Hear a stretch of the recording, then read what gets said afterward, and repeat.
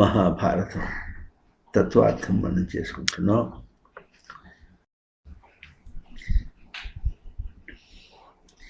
అనివార్య కారణం వల్ల బుధవారం నాడు రాబోయే బుధవారం ప్రవచనం ఈ పూట, నిన్నటి ప్రవచనం వచ్చే బుధవారం ఉంటుంది.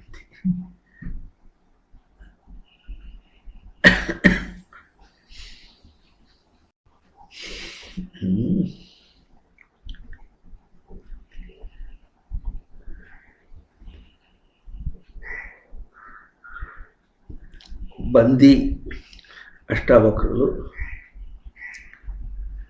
గత ఏక పదం నుండి వాళ్ళు వేదమును వ్యక్తం చేస్తున్నారు. అది దశ స్వరూపం వరకు ఒక తీరుగా వెళ్ళింది. తర్వాత ఏకాదశ ద్వాదశ, ఏకాదశ శబ్దాన్ని వేదవాక్కుగా బందీ వ్యక్తం చేశారు.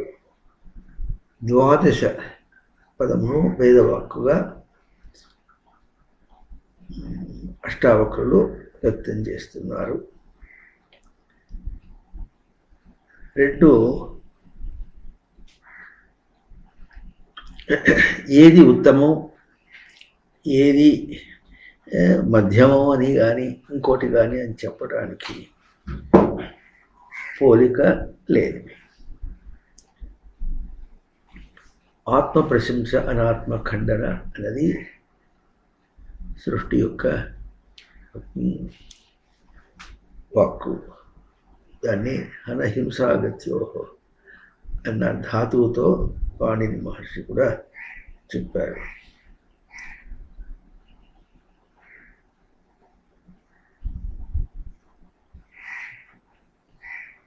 ఈ రెండు పదముల్లో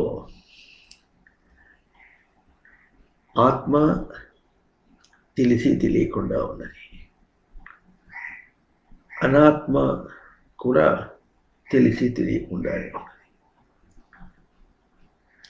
అక్కడ తెలిసి అన్న పదానికి గుర్తింపు అని అర్థం. ఆత్మ నిరంతర ప్రవర్తనలో, ప్రాప్తిలో, ఎరుకలో, కార్యరూపంలో తనలో ప్రవర్తిస్తున్నది. కానీ జీవుల ఎరుకలో, గుర్తింపులో ఉండటం లేదు. అనాత్మ కూడా జీవుడి ఊహలో, అది దేవుడు ఊహలో ఉన్నట్లుగా తోస్తుంది. ఎంత ఉన్నట్లుగా తోస్తుందంటే ఆత్మ యొక్క సత్యత్వం అంతా ఉన్నంతగా తోస్తుంది. దానికి కారణం ఏమిటంటే బయట అనాత్మంలో ప్రవర్తించడానికి అనాత్మములకు ఆధారమైన స్వరూపం లేదు. ఆత్మస్వరూపమునే బయట పరావర్తనం చేస్తున్నారు కనుక అది ఆత్మ వలె కనిపిస్తుంది. పరావర్తనమైన కిరణం ఎప్పుడూ కూడా అది కిరణ స్వరూపం కాదు. అది నిజమైన కిరణం యొక్క పరావర్తనం కనుక అది రిఫ్లెక్టెడ్ ఇమేజ్. అద్దం ముందు చూసుకుంటూ కూర్చుంటే తన దేహం ఉపాధి కానీ ఇంకోటి ఏదన్నా కానీ చూసేటప్పుడు దానికి నిజంగా స్వరూపం లేదు, కానీ ఉన్నట్లుగా కనిపిస్తుంది. ఎట్లా కనిపిస్తుందంటే తను ఎట్లా చేతులు ఆడిస్తుంటే, దేహం ఆడిస్తుంటే అట్లా తాను ఎట్లా ఆడిస్తూ ఉంటే అట్లా దానిలో ఆడుతూ ఉంటుంది, అద్దంలో ఆడుతూ ఉంటుంది. ఇది మనం మంచి ఉపమానం కొద్దిగా మరణం చేద్దాం. ఈ పూట తను ఎట్లా కదిలించి ఆడిస్తూ ఉంటే అద్దంలో ఎట్లా ఉంటుందో అది నిజం కాదు ఎట్లాగో, అట్లాగే పరావర్తనమైనటువంటిది ఎప్పుడు కూడా నిజం కాదు. తను ఎట్లా కదిలిస్తే అట్లా కదులుతుంది. ఆ కదలికలో ఆ రిఫ్లెక్షన్ అనేటటువంటిది పరావర్తన కోణము, రిఫ్లెక్టెడ్ యాంగిల్ అనేటటువంటిది మనం పదము ఫిజిక్స్లో పదమును వాడుకుంటున్నాం, కానీ ఫిజిక్స్లో ఉన్నట్టుగా వాస్తవం కాదు. అది ఫిజిక్స్లో ఆ కోణం అటు వెళ్ళినట్టుగా వెళ్ళి మనకు అది దృశ్యరూపం మాత్రమే ఇస్తుంది కానీ దర్శనానికి ఇస్తుంది కానీ దృశ్యరూపంగా అక్కడ లేదు.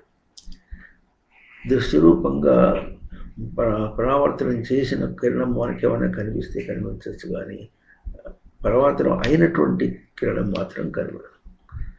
అది మనకు ఇట్లా దీంతో దాన్ని పోల్చుకొని పరావర్తనం అయింది అని చెప్పాలి. అందువల్ల అంతవరకే ఉపమానం అక్కడి నుంచి మనకు అందుతుంది.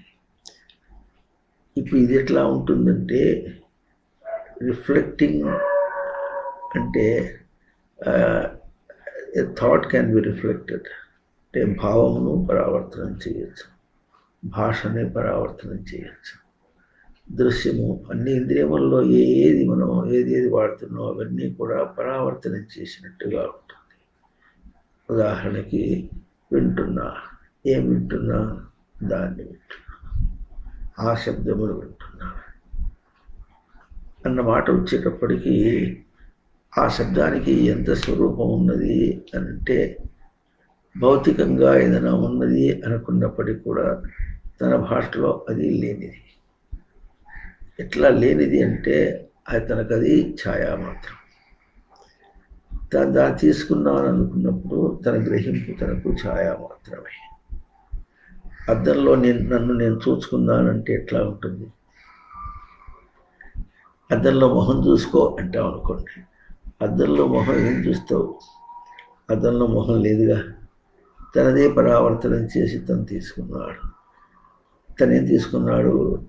తనదే పరావర్తనం చేసి తను తీసుకున్నాడు. కానీ తను పరావర్తనమైనటువంటి రూపాన్ని తీసుకున్నాడు. తన నిజ రూపాన్ని చూసుకోలే. అది భౌతిక సవరణకు సరిపోయిందేమో కానీ పాపిడి దిద్దుకోవడానికి, ఎన్నో బొట్టు పెట్టుకోవడానికి, సవరించుకోవడానికి, మీసం సరిగ్గా ఉందా లేదా దిద్దుకోవడానికి పనికి వస్తుంది అంతే. అంతేగాని తన యొక్క గ్రహింపు కాదు. ఇక్కడ పరావర్తనం ఏమైంది అంటే తనకు తన ఇంద్రియములు ఏం చేస్తున్నాడు? వినుట అనేది జరుగుతోంది, చూచుట అనేది జరుగుతోంది. చూచుట తన దగ్గర జరిగేటటువంటిది కనుక అది బయటది చూచుట అనేది అర్థం కాదు. కనుక ఇప్పుడు చూచుట తెలియాలంటే ఏం చేయాలి? తన దగ్గర చూడాల్సిందే. చూచుట అన్న ప్రక్రియ తనకు గ్రహింపుకు రావాలంటే తన దగ్గర దర్శనం చేస్తేనే వస్తుంది. బయట దృశ్య రూపాలు ఎన్ని చూచినా లేదు. దీనిలో కూడా దానికి కూడా దర్శన యోగ్యం కనుక దృశ్యం ఉందంతే కానీ దానికంటూ స్వరూపం ఇంకోటి లేదు. కనుక ఇప్పుడు పరావర్తనం ఏమైంది? ఇక్కడ ఏమైంది? అది చూస్తున్నప్పుడు కూడా తన దృష్టిని అక్కడ చేశాడు గనక, తన దృష్టిని అక్కడ పరావర్తనం చేశాడు గనక తన దృష్టినే చూస్తున్నాడు. ఎక్కడ చూస్తున్నాడు? తన దగ్గర చూస్తున్నాడు. అర్థమైందే? మాట్లాడేటప్పుడు మాటలు బయటకు వస్తూ ఉంటే ప్రథమ శ్రోత తానే. ఈ మాట మరి అనాదిగా విజ్ఞులు అందరూ చెప్పుకుంటున్నటువంటి వాక్యం. లోపల స్వామి పలుకుతుంటే దాన్ని మనం వింటున్నాం. ఆ తర్వాత ఏం విన్నాము అన్నది వినే శ్రోతలు ఇక్కడ ఎంతమంది ఉన్నారో వాళ్ళు ఎట్లా వింటున్నారో ఆ శ్రోతల్లో వీళ్ళు కూడా ఒక శ్రోతే. లోపల అయితే ఇంకోటి ఏమిటి? లోపల ఏమి పలికిందో అది వింటున్నాడు. అది వినుట అన్న పదం అక్కడ ఎట్లా ఉందంటే గ్రహింపు అని సూటిగా ఉంది. అందరూ విన్నట్టుగా ఈ చెవులతో విన్నట్టుగా కాదు. గ్రహింపు అనేది సూటిగా ఉన్నదన్నమాట. అంటే వినుటను ఎట్లా గ్రహిస్తాడంటే కేవలము ఇది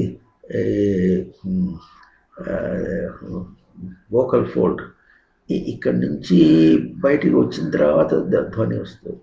అంతకుముందు ఏది ఉందో దాన్ని విన్నాడు తన శ్రోత.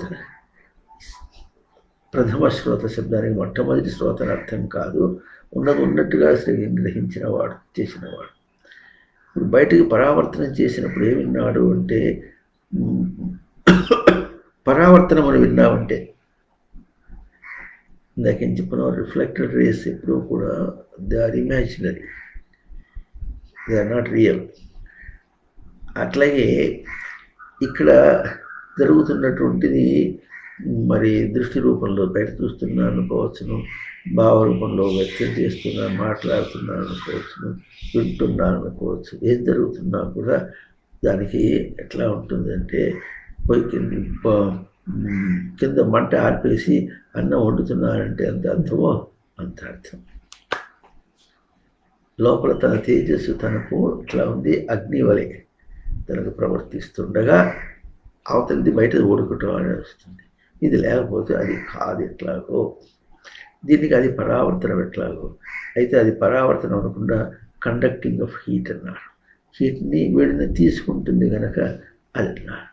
కనుక అయితే ఇప్పుడు ఇక్కడ ఎట్లా చెప్పాలి, మనం అర్థం చేసుకోవాలంటే వేడిని పరావర్తనం చేస్తుంది అంటే ఎట్లా ఉంటుంది? Physics will not అగ్రీట్.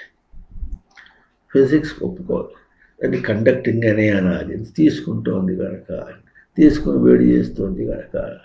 కానీ మనం ఏమంటామంటే లోపల ఆత్మ నిజరూపం చైతన్యవంతంగా ఉంటే దాన్ని కూడా కండక్టింగ్ అనొచ్చు, కూడా పరావర్తనం.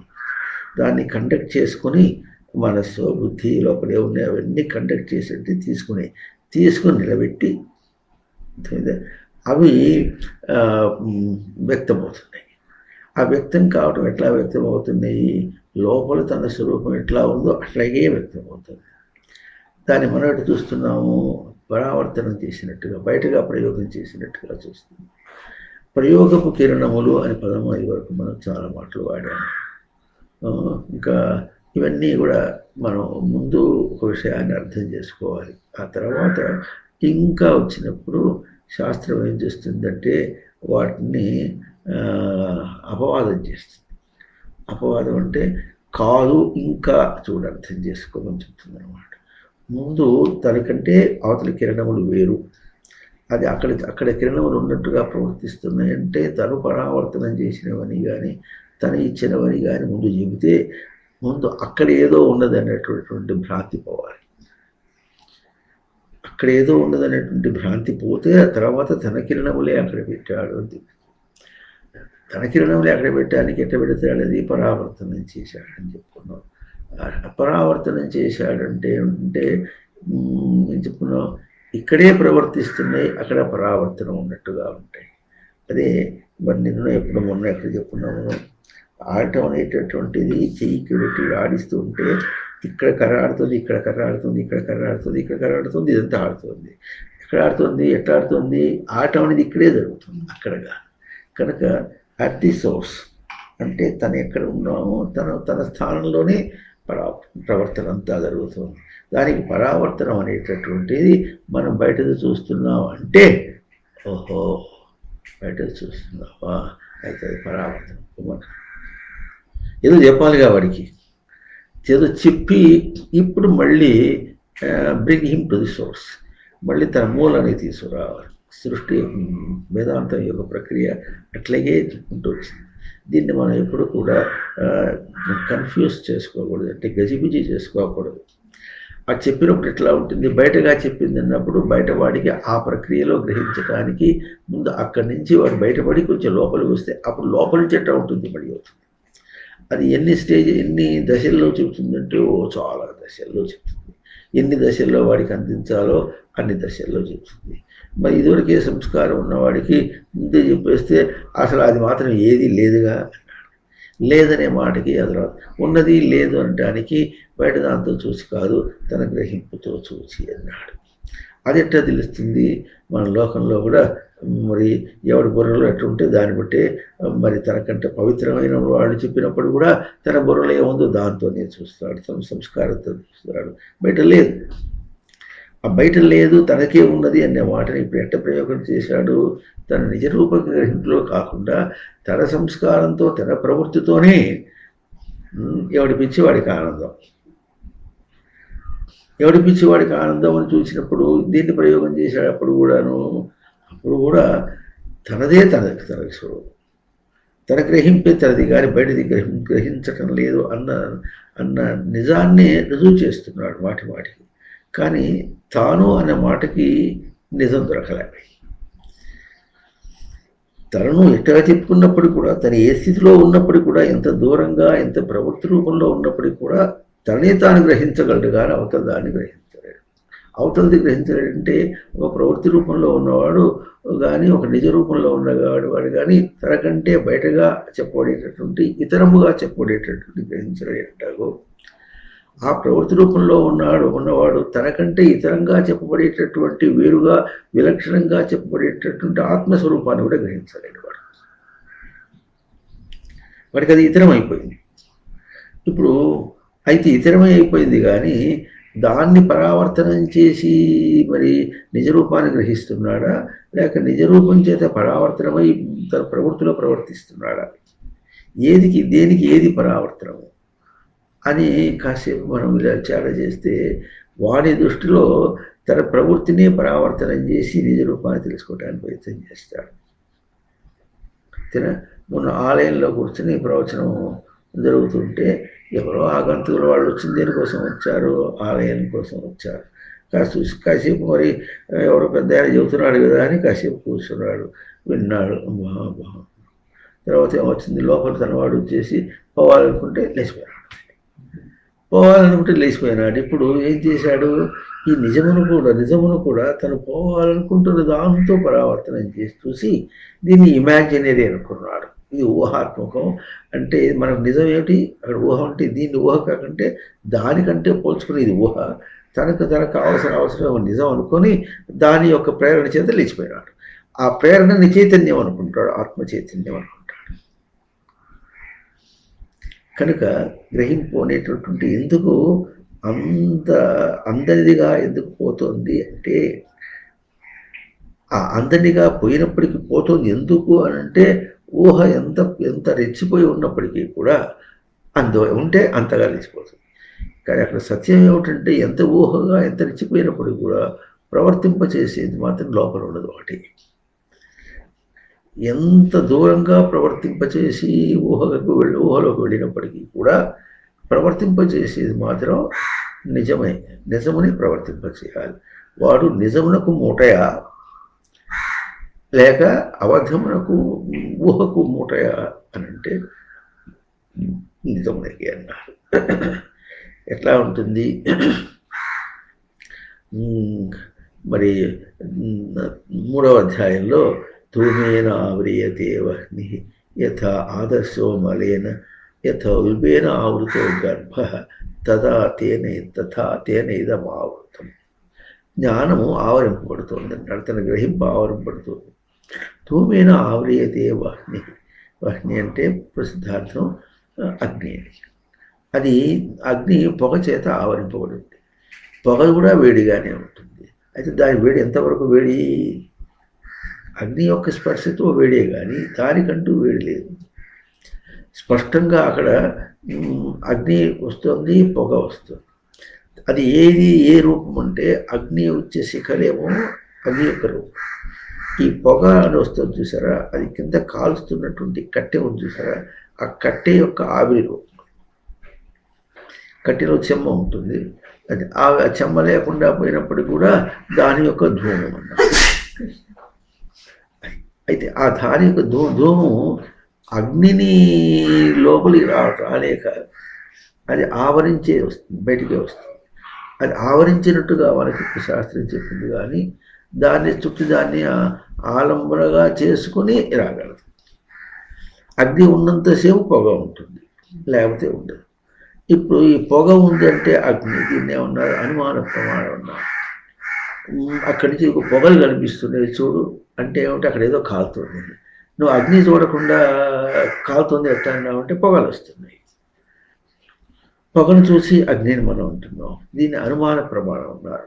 అగ్నిని చూడకుండా చెప్పినప్పుడు కూడా అనుమానం చేత ఓ ప్రమాణాన్ని పట్టుకున్నాం.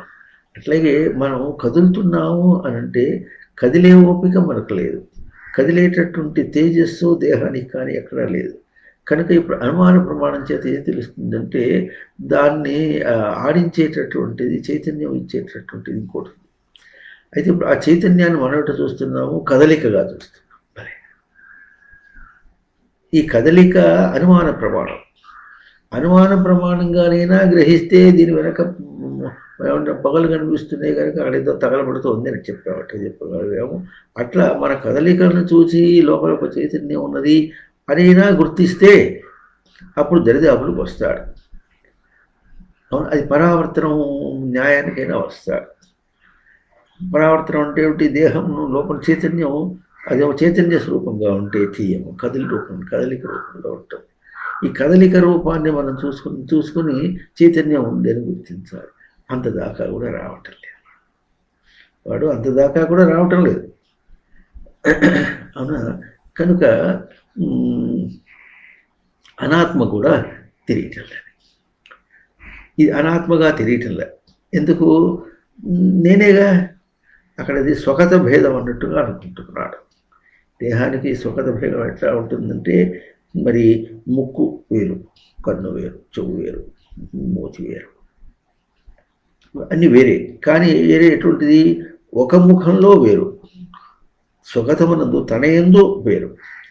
అట్లా కాకుండా మరి ఇతరమునందు వేరు వేరంటే ఈ మనిషి వేరు, ఆ మనిషి వేరు, ఆ వేరు వేరు. ఇది ఎట్లా ఉంది? తనయందు తనకే భేదం. ఈ స్వగత భేద న్యాయాన్ని పట్టుకొని ఏమనుకుంటున్నాడు? నేనే లోపల చైతన్యం అన్నా నేనే, కదిలిందన్నా నేనే అంటాడు. ఇక్కడ ఏం చూస్తున్నాడు? ఇది పరావర్తనం. ఇది పరావర్తనం ఎట్లా ఉంది? రిఫ్లెక్టెడ్ యాంగిల్ ఇందా చెప్పుకున్నది ఇంత కోణంలో వెళుతుందని చెప్పినట్టుగా ఒక సెట్ ప్యాటర్న్లో వెళుతుంది. ఇది భౌతికం కనుక. ఇది అట్లా కాదు కనుక ఎట్లా ఉంది? ఇది ఎటు తిరుగుతుంది, అటు తిరుగుతుంది. చెయ్యి ఒక తీరుగా ఉంది, దాని కదలికలు వేరుగా ఉంది, కాళ్ళు కదలికలు వేరు తీరుగా ఉంది, మాట తీరు వేరుగా ఉంది, మరి మలమూత్ర విసర్జనలు వేరుగా ఉన్నాయి. ఇవి కర్మేంద్రియాలు. ఈ కర్మేంద్రియాల యొక్క స్వరూపం వేరువేరుగా ఉన్నాయి. అవి ఎట్ట ఉన్నప్పటికీ కూడా దాని పరావర్తనం మాత్రం తను తెలిసిపోతుంది. అది ఇమాజినరీ. మరి లోపల చైతన్యం వల్ల మరి మల విసర్జన అవుతుందా? ఒకటి దేహం వల్లనే మల విసర్జన అవుతుందా అంటే, దేహం అంతా కూడా చైతన్యం పనిచేస్తుంది. చైతన్యం ఒకటి లేచిపోయిందో దేహం ఏమి రాదు, తినదు, మల విసర్జన కాదు, ఏది లేదు, అది రాయి అయిపోయింది.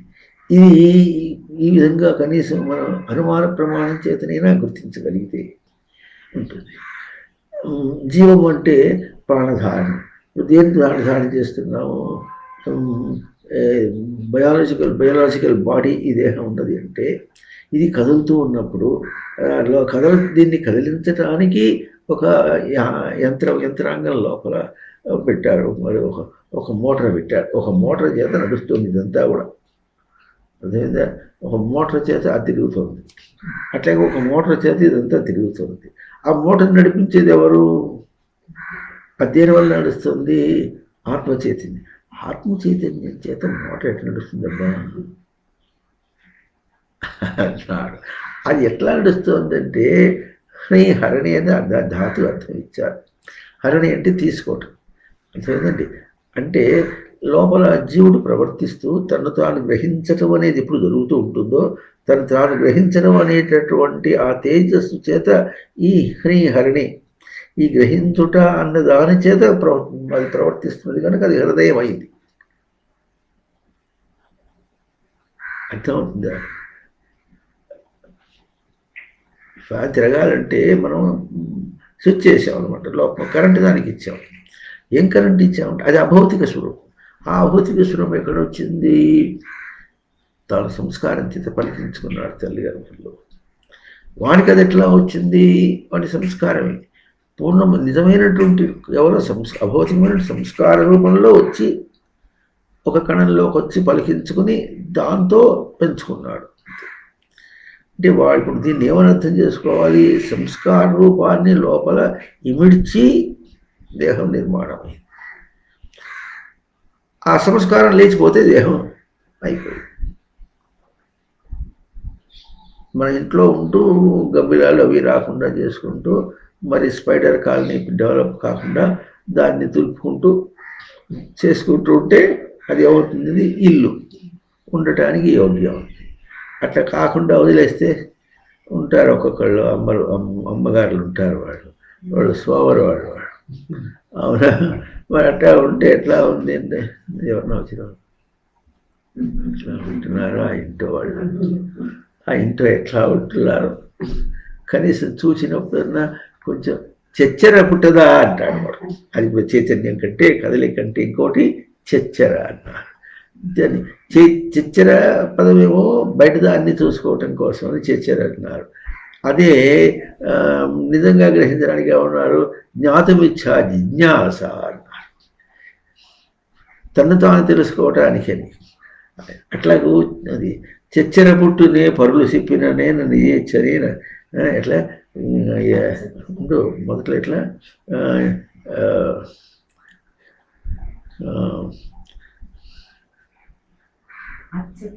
అచ్చపు చీకటింబడి, అచ్చపు చీకటి అట. అది ఏం చీకటి? అది అచ్చంగా, అచ్చ తెలుపరంలో అచ్చంగా చెప్పాడు ఆయన.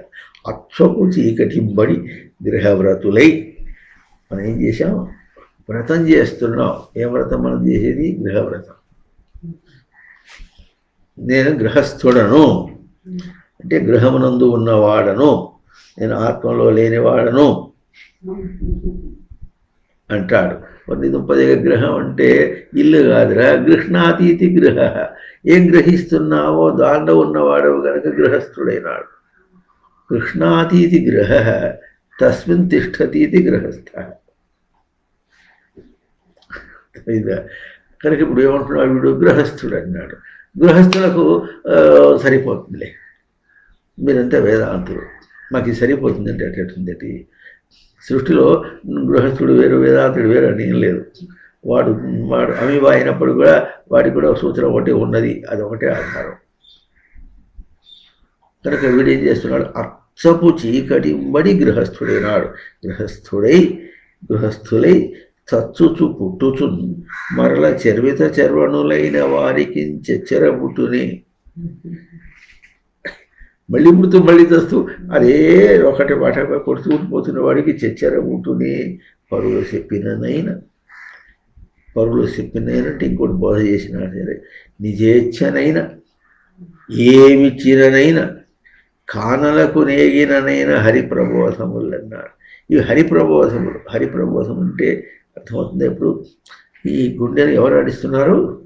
ఉన్నాను అనేటటువంటి ఉనికిని సంస్కారయుతంగా తీసుకొని ప్రవర్తిస్తున్నాడో, గ్రహిస్తున్నాడో, అది ఆ గ్రహింపే ఆ గుండెని కొట్టుకుంటుంది. అది భౌతికంగా ఏం చేస్తుంది? అది ఒక బయోలాజికల్ ఫంక్షనల్ బాడీగా పనిచేస్తుంది. అది అంటే కదలిక కలిగినటువంటి ఏదో చేష్టలు చేస్తున్నటువంటి రూపంగా ఉంటూ ఉంటే ఆ చేష్టని కలుగుతున్న దాన్ని దీన్ని కదిలించాడు.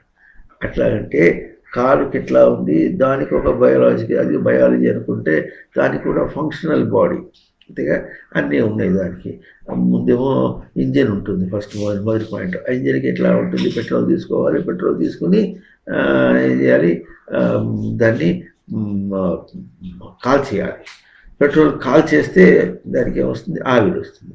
ఆ ఆవిరి చేత ఆ పిస్టల్ అటు ఇటు తిరగాలి. ఆ తిరిగితే అది మొదటి పాయింట్. ఆ తిరిగితే దాన్ని ఏం చేయాలి? ఒక డ్రైవింగ్ మెకానిజం కలపాలి.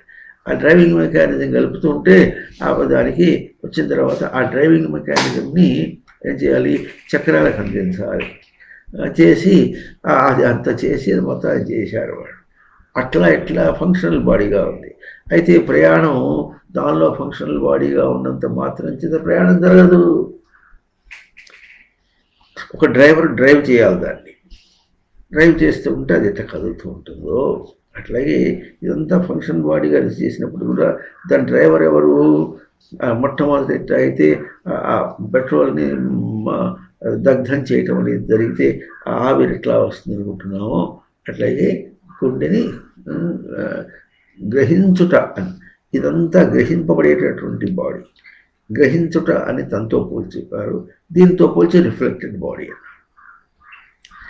దేహంతో పోల్చి తన పరావర్తనం, తన గ్రహించుట అని పరావర్తనం చేసేటప్పటికీ ఇది పనిచేస్తుంది. అయితే దీనిలో ఏది సత్యము అని అంటే, మరి ఇది సత్యమా అది సత్యమా అంటే మనకేం కనిపిస్తుంది? ఒక చిన్న దుంప దిగిపోతే ఇంత బయాలజికల్ గుండె ఉన్నదో లేదో, ఎంత పనిచేస్తుందో చూడన్నాడు. ఎర్లాక్ రాదు. మరింత మోటార్ వస్తే ఉంటుంది, ముందు ఏర్లాక్ వస్తుంది దానికి, దాన్ని తీసేటప్పుడు దుంపది అవుతుంది. ఆ చేసినప్పుడు కూడా ఎంత దూరమే పోతుంది, half horse power 1 horse power ఇంత కొంత దూరమే పోతుంది. దీని దుంపది అయిపోతే ఆ గుండె కొట్టుకున్నది ఎట్లా ఉంటుంది, ఆ గుండె కొట్టుకోవడం ఇట్లా కొట్టుకునేది కాదు, ఏది కూడా కాదు. దానికి లబ్ డప్ లబ్ డప్ లబ్ డప్. లబ్ అంటే లభతే, తీసుకుంటుంది. టప్ పెట్టి చేశాడు, తీసుకుంటాడు ఇప్పుడు చేశాడు, తీసుకుంటాడు ఇప్పుడు చేశాడు, దాని పని అంతే. అంత చేసిన దానివల్లనే మనం చాలా అభినందించవలసింది ఏమిటంటే నరములు ఇక్కడ దాకా ఉన్నాయి. నరములు క్యాపిలరీ నర్వ్స్ అని అంటారు, అంతేనా? క్యాపిలరీ నర్వ్స్ అంటారు. క్యాపిలరీ అంటే సన్నగా ఉండేటటువంటి, కొన్ని ఇక్కడ ఉంటాయి, కొన్ని పెద్దవిగా ఉంటాయి, దీనికంటే ఇంకా పెద్దగా లోపల కొంచెం ఏమైనా ఉంటే వాటన్నిటిలో గుండా వచ్చి ఈ సన్న నరముడు దాకా వచ్చి అక్కడ తన చైతన్యాన్ని ఇచ్చినట్టుగా, అంటేనా తన గ్రహింపును అందించినట్టుగా. ఎవరి గ్రహింపు చేత అది ఆ మోటార్ పనిచేస్తుందో ఆ గ్రహింపును అందించినట్టుగా. రక్తము చేత అన్నారు. రక్తం అంటే ప్రీతి, రంజరాగి ప్రీతి. దేని యొక్క ప్రీతి? శ్వాసనాలు వచ్చాడు, అంతేనా? మరి 6 నెలలు అయింది మాకు మఠంలో ఎవరో వచ్చిపోయింది. ఆయన 6 నెలలు అంటే ఆయన సముద్రంలో షిప్పులు ఉంటాయి కదా, దానిలో ఉద్యోగం చేస్తాడు. ఆయన 6 నెలలు అక్కడ ఉంటాడు, మళ్ళీ 6 నెలలు బయటకు వచ్చేస్తాడు. ఆ తర్వాత 6 నెలలు ఇక్కడే ఉంటాడు, మళ్ళీ పోతాడు, మళ్ళీ 6 నెలలు రాడు.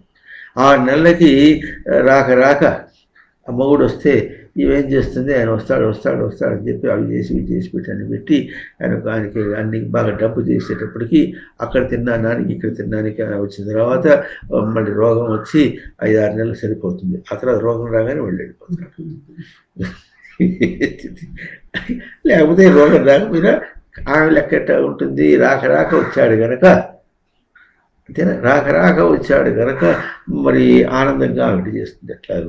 అట్లాగే గుండె ఎట్లా కొట్టుకుంటుందంటే స్వామి యొక్క స్పర్శ చేత కొట్టుకొని దేహాన్ని అంతా ఆడిస్తూ ఉంటుంది. ఇదిగో చూడు అంటుంది రక్తం, అది ప్రీతి. రంజరాగి అంటే ప్రీతి. ఇదిగో చూడు స్వామి పలుకుతున్నాడు అంటుందట. ఎవరు? ఆ గుండె పలుకుతున్నాడు. ఆ ప్రీతితో మనం పనిచేయాలి. ఆ ప్రీతికి మధ్యలో వాడు దశరభని వాడు వస్తాడు, ఆ పలికించేవాడు జీవుడు. జిల్లేడికాయ అయితే ఆ జిల్లేడికాయ అంటాడు, ఇది ఇట్లా అది ఎట్లా అంటాడు. అది ఎట్లా ఉంటుంది, గుండె ఏమంటుంది, ఇట్లా లేదు అట్లా లేదు, నువ్వు ఎట్లా అన్నాను. ఆయన ఎట్లా పలికిస్తాడు, పలుకుతాడు అన్నట్టు. లేకపోతే ఏమవుతుంది, నువ్వు పిచ్చి వేషాలు వేస్తే ఏమవుతుంది, హార్ట్ ఫెయిల్ అయింది అంటాడు. ఈ హార్ట్ ఫెయిల్ అయింది అంటే దానిలో కూడా హార్ట్ ఫెయిల్ అయ్యి చచ్చిపోయినాడు అంటాడు. చస్తే హార్ట్ ఫెయిల్ అవుతుందా? హార్ట్ ఫెయిల్ అయితే చస్తాడా? లోపల వాళ్ళు లేచిపోతే హార్ట్ ఫెయిల్ అవుతుంది, అంతేనా? హార్ట్ ఫెయిల్ అయితే చావడం కాదు. ఉంటున్నారా లేదా? అది వాళ్ళ భాష వేరు, మన భాష వేరు. ఏదో చెప్పద్దు, ఎందుకు చచ్చిపోయాడు ఏదో చెప్పాలి కనుక హార్ట్ ఫెయిల్ అయ్యి చచ్చిపోయాడు. అయిందా? నేను ఇంకా ఉండను, నేను పోతున్నా అనేటప్పటికీ హార్ట్ ఫెయిల్ అవుతుంది. హార్ట్ ఫెయిలే కాదు, బ్రెయిన్ డెత్ కూడా ఉంటుంది. ఆ తర్వాత ఇంకోటి డైజెస్టివ్ సిస్టమ్ తేడిపోతే అది కూడా అదే ఉంటుంది అని అన్నారు. సరే, ఇది ఇప్పుడు ఆత్మ తెలియటం లేదు, అనాత్మ కూడా తెలియటం లేదని చెప్పడానికి ఎట్లా ఉందంటే, ఆత్మ తన స్వతసిద్ధంగా పలుకుతుంటే దాన్ని మనం విడిచేసి పరావర్తనమైనటువంటివన్నీ కూడా దాని యొక్క వెలుగుతోనే కనిపిస్తుంది, దాని యొక్క తేజస్సుతోనే పరావర్తనంగా మనకు కనిపిస్తున్నాయి కనుక అది చూస్తున్నాం కనుక ఆత్మ చూడాల్సిన అవసరం లేదనుకుంటున్నాడు. అర్థమైందా? కుందేలు ఏం చేసింది, అయ్యో చాలా ఆలస్యం అయిపోయింది, నన్ను మధ్యలో వస్తుంటే ఇంకో సింహం పట్టుకుంది, నాకు ఇది కావాలి అనేది. కాదు, మా మృగరాజు ఉన్నాడు, మా మృగరాజుకి నేను ఆహారంగా వెళ్ళాలి, నేను పవిత్రం అయిపోతాను వెళితే అని చెప్పేసి తప్పించుకుని ఎట్లాగో వచ్చేసాను అంటే, ఎవరెవరు అన్నది. ఈ అడవిలో నాకంటే ఇంకోటి ఉన్నాడు స్వామి, ఉన్నాడు వాడిని మట్టు పెడితే కానీ నీ పౌరుషం చల్లది ఈ దీనిలో, అది నువ్వు తప్ప నా వల్ల కాలేదు, ఎట్టకో తప్పించుకుని వచ్చేసానంది. అది చూపించు నాకంటే తీసుకొచ్చింది, చూపించి ఎక్కడ బావిలో చూపించేటప్పటికీ అది బావి సింహం అనుకుంది. అట్లాగే అర్థమైందా చెప్పిన దేని యొక్క చైతన్యం చేత ప్రీతితో ఈ గుండె కొట్టుకుంటుందో దాని యొక్క దాని యొక్క ప్రక్రియ అంతా కూడా. అది ప్రక్రియ అంటే ఏమిటి? తను అందించిన దాని చేత అది పలుకుతుంది, అది అందువల్ల పరావర్తనమైంది. అదే మనకు సత్యంగా కనిపిస్తుంది. కదులుతుందిగా, కదులుతుంటే కనిపిస్తుంది. ఈ కదులుతోందిగా అంటే ఎట్లా ఉంటుందంటే పసివాడిని ఎత్తుకొని వాడికి అన్నం పెట్టాలంటే ఏం చేయాలి? వాడిని చూసి చూడు కుక్క పరిగెత్తుందిరా, పరిగెత్తుందిరా అది అంటే వాడికి చూస్తాడు, నోరు అప్పగించి చూస్తాడు. కుక్క ఏముంటుంది? భౌ అంటుంది. ఏముంటుంది? వాడి చేత అనిపిస్తాడు. వాడు అప్పుడు ఏం చేయాలి? అపూర్వం కుక్క జన్మ చేసింది అది జ్ఞాపకం చేసుకొని బావు అంటే ఎట్లంటుందిరా, ఎట్లంటుంది, చెప్పు బావు ఉంటుంది. పిల్ల ఎట్లుంటుంది? మ్యావ్ ఉంటుంది. అంటే వాడు కూడా ఇట్లా పలికించి కథలతో చూసావా, నడుస్తుంది చూసావా, వింటుంది చూసావా, చదువుతుంది చూసావా అని ఇట్లా చెప్తే ఓహో. అందువల్ల ఏమైంది? ఇప్పుడు ఈ పరావర్తనమైనటువంటి కదలికలను చూసి నిజమైన దాన్ని మనం గుర్తించలేకపోతున్నాం. అందువల్ల ఆత్మ వాస్తవమై ఉన్నప్పటికీ కూడా పరావర్తనమైన దానిలో చూసుకుంటున్నందువల్ల అర్థం కావట్లేదు. అని ఇందా చెప్పుకున్నట్టుగా మనకు స్పష్టంగా అర్థం కావాలంటే పరావర్తనం అర్థం కావటానికి ఏం చెప్పుకున్నాం? అద్దంలో చూసి తను చూసుకున్నానంటాడు. ఎంత శుద్ధ అబద్ధం ఇది! అద్దంలో తను కనిపిస్తాడా? ఒకసారి జమ్మలమడుగులో ఒక కాలేజీలో చెప్తుంటే ఏం చెప్పామంటే, నీ మొహం నీ కనిపించదు, ఎవరిని గుర్తిస్తామంటే కనిపించకపోతే అద్దంలో చూసుకుంటాము అన్నాడు వాడు. పిల్లకాయలు ఎట్టుంటారు వాళ్ళు? పచ్చిమిరపాయలా ఉంటారు వాళ్ళు. వాడు అద్దంలో చూసుకుంటా ఉన్నాడు. భలే బాగుంది, అద్దంలో ఏం కనిపిస్తుందో, ఏం చదువుకున్నావు నీవు అన్నా. అద్దంలో ఏం కనిపిస్తుంది? నేను కనిపిస్తుందా, ప్రతిబింబం కనిపిస్తుందా? ప్రతిబింబం చూసి నేనంటే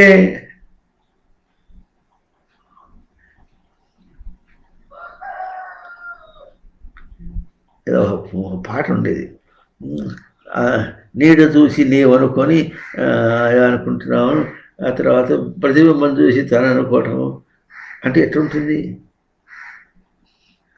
మరి దీనిలో అయితే ఛాయా శరీరే ప్రతిబింబగాత్రే యత్ స్వప్నదేహే హృది కల్పితాంగే యథా ఆత్మబుద్ధి తవ నాస్తి కాచిత్ జీవ శరీరే చ తథైవ మాస్తు అన్నారు. ఛాయా శరీరే అంటే తను పోతుంటే నీడ కూడా కదులుస్తుంది, తను ఎట్ట కదిలితే అట్టు వస్తుంది. నీడను వదిలించుకొని నువ్వు తిరుగు,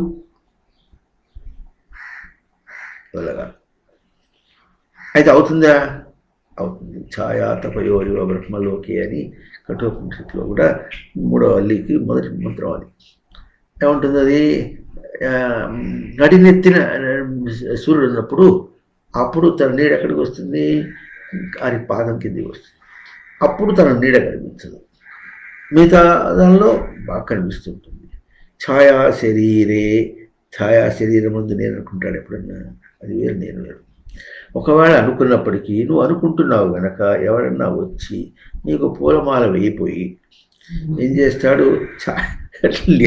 నీడయ్యే నువ్వు గనక ఆ పూలమాల తీసుకెళ్ళి నీడకు వేసాడు అనుకోండి, అప్పుడు ఏమంటాడు? పిచ్చోడా, దారి వేస్తావా, ఇక్కడ నేను ఉంటుంటే నాకే కూడా దారి వేస్తావే అంటాడు లేదా? అది నేను అనుకోడు. ఛాయా శరీరే ప్రతిబింబ గాత్రే అన్నాడు. గాత్రే ప్రతిబింబం అంటే అద్దంలో ప్రతిబింబాలు చూస్తున్నాడు. నేరుగా తీసుకెళ్ళి ఎప్పుడన్నా అద్దంలో కనిపించేదానికి మాల వేయలేవా? అదంటే వేయించుకున్నట్టుగా ఉంటుంది, దానికేం పడేస్తే అవుతుంది, కింద భూమి పడుతుంది. ఇక్కడైతే మేము పడేది భూమి పడేది. దాన్ని తీసుకెళ్ళి వేయిపోతుంటే ఎట్లా ఉంటుంది, వేస్తే అప్పుడు దానికి వేస్తే నీకు వేసినట్టే అవుతుంది కనుక ఆ మాల తీసుకొని అట్లా వేయిపోతుంటే అది కూడా ఇట్టగే అవుతుంది, చేతులు ముందు కొట్టుకుంటూ వస్తుంది. వచ్చుకుని అది ఎంతసేపు వేయనిదే, అదేముంటుంది, నీ మొహం నాకు కాదురా వేసేది, నీ మొహం నాకు కాదురా వేసేది అని అడ్డపడుతుంది. తను కూడా ఒక మాల పట్టుకొస్తుంది, వీడు మాల పట్టుకొస్తే అదో మాల పట్టుకొస్తుంది. యథావిధిగా నువ్వు ఏ మాల కట్టుకొచ్చావో ఇదేమో కూర్చిన మాల, అదేమో ఊహించిన మాల, ప్రతిబింబ మాల వచ్చి అట్లా అడ్డపడుతుంది, వేసుకుంటుంది కాదు కనుక అది లేదు కాదు. ఎప్పుడు వస్తుంది, తను మాల వేసుకుంటే అప్పుడు దానికి మాల పడుతుంది. వారే యత్ స్వప్నదేహే హృది కల్పితాన్ని, స్వప్నంలో నేను అర్థమవుతుంది. స్వప్నంలో చేసిందంతా సరేనా కాదు. ఇందాక పడుతున్నప్పుడు కాలింతా ఏమైంది, చల్లటి గాలి వచ్చి అంత గోల గోలగా ఉంది, నిద్ర అంతా భంగం అయింది. ఆ నిద్రలో ఒక కళ వచ్చింది. ఏం కళ వచ్చిందంటే, ఇప్పుడు ఈ కూర్చున్న కుర్చీకి చిన్న కింద చక్రాలు ఉన్నాయి, అవి సరిగ్గా తిరగటంలే. పడుకోపోయేప్పుడు ఏమంటున్నాడంటే, మన వాడికి కృష్ణకి ఎన్ని చెప్పినా ఒకటి పనులు జరగట్లేదు, అంత నిదానంగా ఉన్నాడు, ఎక్కడెక్కడో ఉన్నాడు, ఇప్పుడు అంత గోల్లో ఉన్నాడు మనిషి అనుకుంటూ ఇప్పుడు దీన్ని ముందు తీసుకుని నడిపించుకుంటూ ప్రసన్న వాళ్ళ ఇంటికి తీసుకుపోయినాడు. ఆ ప్రసన్న వాళ్ళ ఇల్లు ఎక్కడ ఉందంటే హైదరాబాద్లో చాదరగాడి దాటిన తర్వాత అది తీసుకుపోతుంటే ఇది కూడా ఒక వెహికల్ అయింది, ఆ వెనకాల వెహికల్స్ వస్తున్నాయి. ఇప్పుడు వీడు ఏం చేయాలి, దీన్ని పక్కకు తీసుకెళ్ళి నెమ్మదిగా అక్కడ దాకా తీసుకెళ్ళినట్టు. ఇప్పుడు ఎంత సత్యం ఇది, అది ఎందుకు వస్తుంది అంటే దేహాన్ని ఇప్పుడు కళలు ఎప్పుడైతే ఇప్పుడు వస్తాయి అంటే దేహానికి ఏదన్నా ఎప్పుడైతే తాకిళ్ళు వేరే వచ్చేస్తే అప్పుడు దేహం చెందిపోతే దేహం ఉపసంహరింపదు, పడదు, అందువల్ల పిచ్చి పిచ్చి వస్తాయి. అది లేచి పనులు చేయలేదు, కుదురుగా పడుకోలేదు, విశ్రాంతి తీసుకోలేదు. ఆ తేడా వస్తే స్వప్నం వస్తుంది, అంతేగాని ఆ తేడాకి మరి ఏదో రూపకల్పన కావాలంటే మా జీవుడు కల్పించుకున్నటువంటి విషయ వాసనలు పెట్టి ఆ ఇద్దరు తోడు దొంగలై అది ఒక స్వప్నం వస్తుంది. అక్కడ ఉన్నటువంటి నేనా అంతా అయిపోయి లేచి వచ్చిన తర్వాత అప్పుడు ప్రసన్న హైదరాబాద్ నుంచి తిరిగి వచ్చేసాడు, వీడు కూడా తిరిగి వచ్చేసాడు, రాలేదుగా, అంతేనా. మరి కళ్ళ వచ్చినప్పుడు అక్కడికి ప్రసన్న కాబట్టి ఇంకోడు అక్కడికి పోయి ఏదో మాట్లాడి చెప్పి వచ్చాడు, నేను చేస్తా అన్నాడు అతను. మళ్ళీ నిద్రలా లేచిన తర్వాత ఫోన్ చేసి ఇక చూడు చేస్తానన్నావు, చేసావా అంటావంటే ఏంటి ఏం మాట్లాడుతున్నాడు, నేను ఎప్పుడు చెప్పా చేస్తానని, కలగన్నావా అని వెంటనే చెప్పేస్తాడు, తెలిసిపోతుంది వాడికి. కలగన్నావా, కళ్ళలో చెప్పింది ఇప్పుడు చేసి అడిగితే ఏం చెప్తుంటుంది, ఇది ఎవరి సత్యమా. యథా ఆత్మబుద్ధి తవ నాస్తి కాచిత్, అక్కడ కొంచెం కూడా నేను అనే బుద్ధి రాదు. ఆ కాసేపు ఏమైనా తైతక్కలాడితే ఉండు కాక కానీ అక్కడి నుంచి బయటపడితే మాత్రం ఆత్మబుద్ధి ఉండదు, నేను అనేది ఉండదో, అట్లా ఉండదో. జీవశరీరే తథైవ మాస్తు, ఈ జీవశరీరం ముందు కూడా తథాయవ అట్లాగే మా వస్తు ఉండకూడదు కాక అన్నారు. అదే అంటే ఇప్పుడు ఏం చేయాలి, ఇప్పుడు ఇది కదులుతూ ఉంటే ఇది పరావర్తనం, ఇది పరావర్తనం చూడు ఇప్పుడు ముందు అంటే అర్థం చేసుకో. ఇందాక చెప్పుకున్నావు ఫిజిక్స్ ఎక్స్పెరిమెంట్ చెప్తే ఇటా కిరణం పోతే అట్టా తిరిగిందంటే ఇటా పోతే అట్టా తిరిగింది అన్నాడు. అది రిఫ్లెక్షన్కి అర్థం చెప్పారు. సంస్కృతంలో అది రిఫ్లెక్టెడ్ కోణం అని. రిఫ్లెక్షన్ అంటే ఓ పరావర్తనము, కోణం అంటేనే కూడా శబ్దోపకరణ యోగం. పరావర్తనము అంటే అది వర్తనం అంటే ప్రవర్తించడం. ఎట్లా పరావర్తనం అంటే పాలన పూరణకు ప్రవర్తిస్తున్నది. ఇది గొప్ప విశేషం మనం గుర్తించాల్సింది. ఇంకో విషయం తర్వాత చెప్పుకుందాం. అట్లాగే ఎంత తిరుగుతోంది అంటే మనం ఉన్నాం 30 డిగ్రీలో 22 డిగ్రీలో 29.5 డిగ్రీలో ఇంకా చాలా సోఫిస్టికేటెడ్ అని చెప్పినట్టుగా అట్టకాగా తిరిగేది. అది తిరుగుతుంది శబ్దోపకరణం. నువ్వు ఎట్లా పలికించుకొని ఎట్లా వాడుకుంటావో అట్లా రిఫ్లెక్ట్ అవుతుంది. దీని రిఫ్లెక్టింగ్ యాంగిల్ అది అన్నమాట. ఈ దేహాన్ని నువ్వు ఎట్లా పలికించుకుంటే అట్లా నీకు అందుతుంది, అవునా. అట్లాగే రిఫ్లెక్షన్ అంటే అర్థం ఏంటంటే పరావర్తనం అన్నారు. పరావర్తన ఉంటే పాలనపూర్ణగా. ఆ రెండు పదములను అర్థం చేసుకుంటే ఇప్పుడు ఏమవుతుంది, పాలనపూర్ణగా ప్రవర్తించే చోట నువ్వు ఎట్లా పలికించుకుని వాడుకుంటావో అట్లా పలుకుతుంది. రిఫ్లెక్ట్ అయినప్పుడు రిఫ్లెక్టింగ్ యాంగిల్ ఉంది. ఎట్లా పరావర్తనం చేస్తే అటువంటి కోణం ఉంది. ఎట్లా పరావర్తనం అంటే ఎట్లా పాలన చేసి దాన్ని ప్రవర్తించుకుంటూ పోతుంటావో అట్లా నీవు పలికించుకొని దాన్ని వాడుకుంటావు. అది నీ దగ్గర ఉన్నది. అందువల్ల దానికి నీకు సంబంధం ఉన్నట్లుగా ఉంది. దాన్ని పలికించుకుంటున్నావు గనక, అందుకనే స్వప్నంలో ఎట్లా ఉంటుంది, పలికించుకు చేసినట్టుగా ఉంటుంది. కొంతకాలానికి ఇట్లా వినగా మనకేం తెలుస్తుంది, బయట తిరుగుతూ ఉంటే తల తిరిగినట్టుగా ఉంటుంది అన్నాడు. తల తిరిగినట్టుగా కాదు అంటే తెలిసినప్పుడు నిజంగా ఇది ఉందా అన్నట్టుగా. అందుకని ఒక సైంటిస్ట్ అన్నాడు, are we really seeing what we are seeing అని. మనం చూస్తున్నాం అనుకుంటున్నది నిజంగా చూస్తున్నామా అన్నాడు. అతను కేవలం భౌతిక ప్రక్రియతోనే అన్నాడు. వేదాంతం తెలియదు తనకి, కానీ కొంత లోపల తనకు అదే కదా ఆధారం. అది దాన్ని శ్రవణం చేసి విచారణ చేసి చేసినప్పుడు కూడా ఏం తెలుస్తుంది, నేనేదో ప్రకరించుకుంటున్నాను అనుకుంటాను, నా గోల నా లోపల నా గోలగా ఉంది, బయట ఇంకోటిగా ఉంది. ఆ తేడా తనకు తెలిసి తెలియకుండా అందుతూనే ఉంటుంది.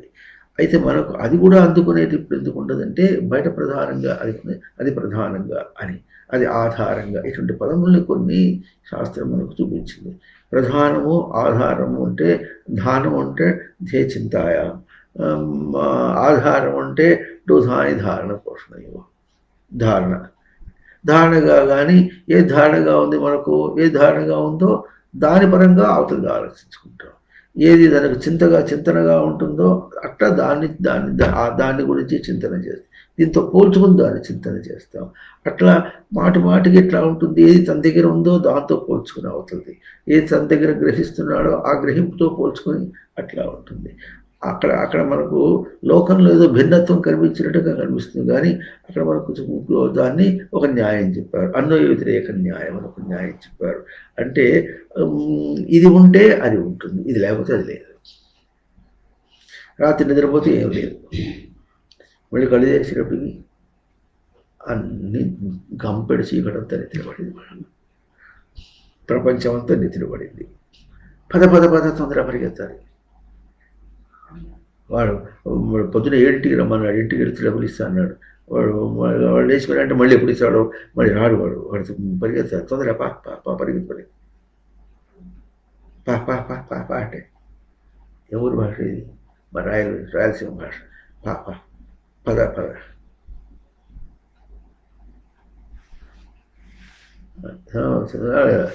అక్కడ నేను ఏ ఊరు భాష మాట్లాడుతున్నా కాదు, ఏ ఊరు భాషనే కానీ ముందు అక్కడికి పోవాలి, డబ్బులు ఇవ్వాలి, నేను తీసుకురావాలి అంతే. కార్యం సిద్ధి, అక్కడ ఏం మాట్లాడుతున్నాడు, కార్యసిద్ధి మాట్లాడుతున్నాడు. కార్యసిద్ధి అంటే ఆ కార్యమా తన కార్యమా? ఆ కార్యమును సిద్ధించే లోపల కార్యమును సిద్ధించడానికి తన చైతన్యం ఎట్లా పెట్టుకోవాలనో అది అభ్యాసం చేస్తున్నాడా? ఆ కార్యమును చేసుకొచ్చాడా? ఏం అభ్యసించాడు? దేనికి పరావర్తనం చేశాడు? దానికి పరావర్తనం చేశాడు. కార్యసిద్ధి అనేటువంటి తన దగ్గర తేజస్సు, తన తేజస్సుని ప్రయోగం చేయటం అనేటువంటిది అనమాట. దీన్ని అక్కడ పరావర్తనం చేసుకొచ్చాడు. అక్కడ దాకా పోయిన తర్వాత వాడు ఇస్తేనేమో చాటంత మొహం అయింది, లేకపోతే ఆవులుంది ఆయన మొహం అయింది. వాడు దుంపదగా ఇస్తానన్నాడు కానీ ఇవ్వడు, ఇచ్చేటట్టు ఏం కనిపించలేదు. మొహం చూస్తే ఇచ్చేటట్టు ఏం కనిపించలే, అట్లా అంటాడు. లేకపోతే ఎట్లా ఉంటుంది, ఏదన్నా మనకు కావాల్సిన వాళ్ళతో కొంచెం గమనించాలంటే చేస్తామంటే, చూడు నువ్వు చేస్తావు, నాకు తెలిసి నీ మొహం చూస్తే చేసేటట్టే ఉందిలే అంటే వాడు చేసేటట్టు లేడు. వాడిని కొంచెం ఉత్సాహం చేయడానికి మొహం చూస్తే చేసేటట్లే ఉంది అంటే నేను చేయనమంటే అట్లాగే అంటుంటావు, కానీ నువ్వు చేస్తావు నాకు తెలుసుగా, నీ సంగతి నాకు తెలుసు కదా, నీ గుండెలో మాట నాకు తెలుసుగా అని ఇటువంటి మాటలు మాట్లాడితే వాడు దానికి కాస్త ఆ వల్ల ఒకటి చెప్పుకొని ఏదో చేసి ఉంటాడు. చూసావా, నువ్వు చేయనంటే చేసావు, చూసావా, నాకు తెలుసు నీ సంగతి అని చిన్నవాడిని అంటే నీ మొహం నేను చేరిపోమంటే ఏం చేస్తాను, నేను చేరినట్టు ఏం చేస్తావు నువ్వు? ఈ మాటలకి అర్థం ఉంది. ఇట్లా మనం మాటలు మాట్లాడుకుంటుంటే వీటికి అన్నిటికీ పరావర్తనం అంటే ఏం చెప్పాలంటే అంతే, అది కూడా పరావర్తనం. అర్థమైంది. కనుక ఆత్మప్రాప్తి అనాత్మ అణచివేయటం అనేటటువంటి దానిలో తీసుకోవాలంటే ఆత్మ అంటే తెలియటం లేదా, అన్నం ఆత్మ అంటే తెలియట్లేదు. ఆత్మ ఆత్మ అంటాడు కానీ దానికి తల తెలియటం లేదు, తోక తెలియటం లేదు అంటాడు. దుంపదగా వీడు చెప్పి తనకేమో తల తోకలు కనిపిస్తాయి కానీ ఆత్మ కూడా తల తోక అంటే తల తెలియటం లేదు, తోక తెలియటం లేదంటే దాన్ని కూడా ఈ తల తోకలతో దాన్ని ముడి పెడితే నీకు తచ్చే కనిపించదు, బతికినా కనిపించదు. అవుంటా వాడి గంట కొట్టాను. తల తోక తెలియకుండా మాట్లాడుతుంటారు. సరే, ఓకే.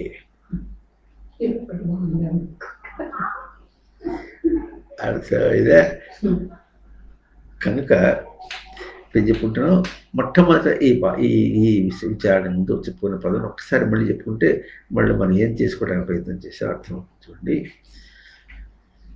ఆత్మ అనే మాట తనకు నిరంతరంగా లోపల పలుకుతున్నటువంటిది, తనకు స్ఫురణ వస్తుంది. పలుకుటం అంటే స్ఫురణకు వస్తుంది, తన ఉనికికి స్ఫురణగా వస్తుంది. అది ఇది దీన్ని ఒక ప్రవృత్తిగా చేసుకున్నా, ఒక దుడుకుగా చేసుకున్నా, ఒక తమోగుణంగా చేసుకున్నా, లేకపోతే వింత వింతలుగా ఎన్ని చేసుకున్నప్పటికీ కూడా దీని యొక్క పరావర్తన రూపమే.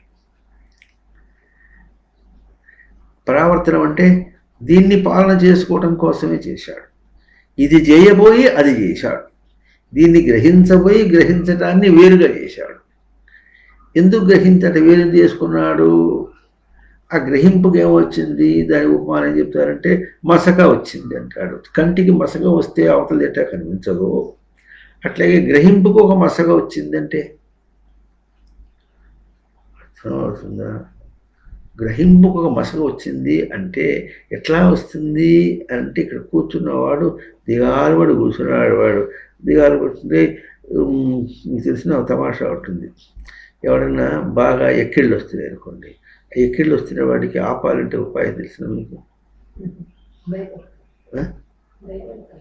భయపెట్టడం కాదు, వాడు వినటువంటి వింత విషయం వాడు గబుక్కని చెప్పేటప్పటికి వడిగేస్తాడు, దాన్ని వడిగేటప్పటికి ఇది గెత్తాడు. అట్లా ఇప్పుడు దిగాలు వాడు కూర్చున్నాడు, ఉనికి అందట్లే. అప్పుడు ఏం చేశాడు?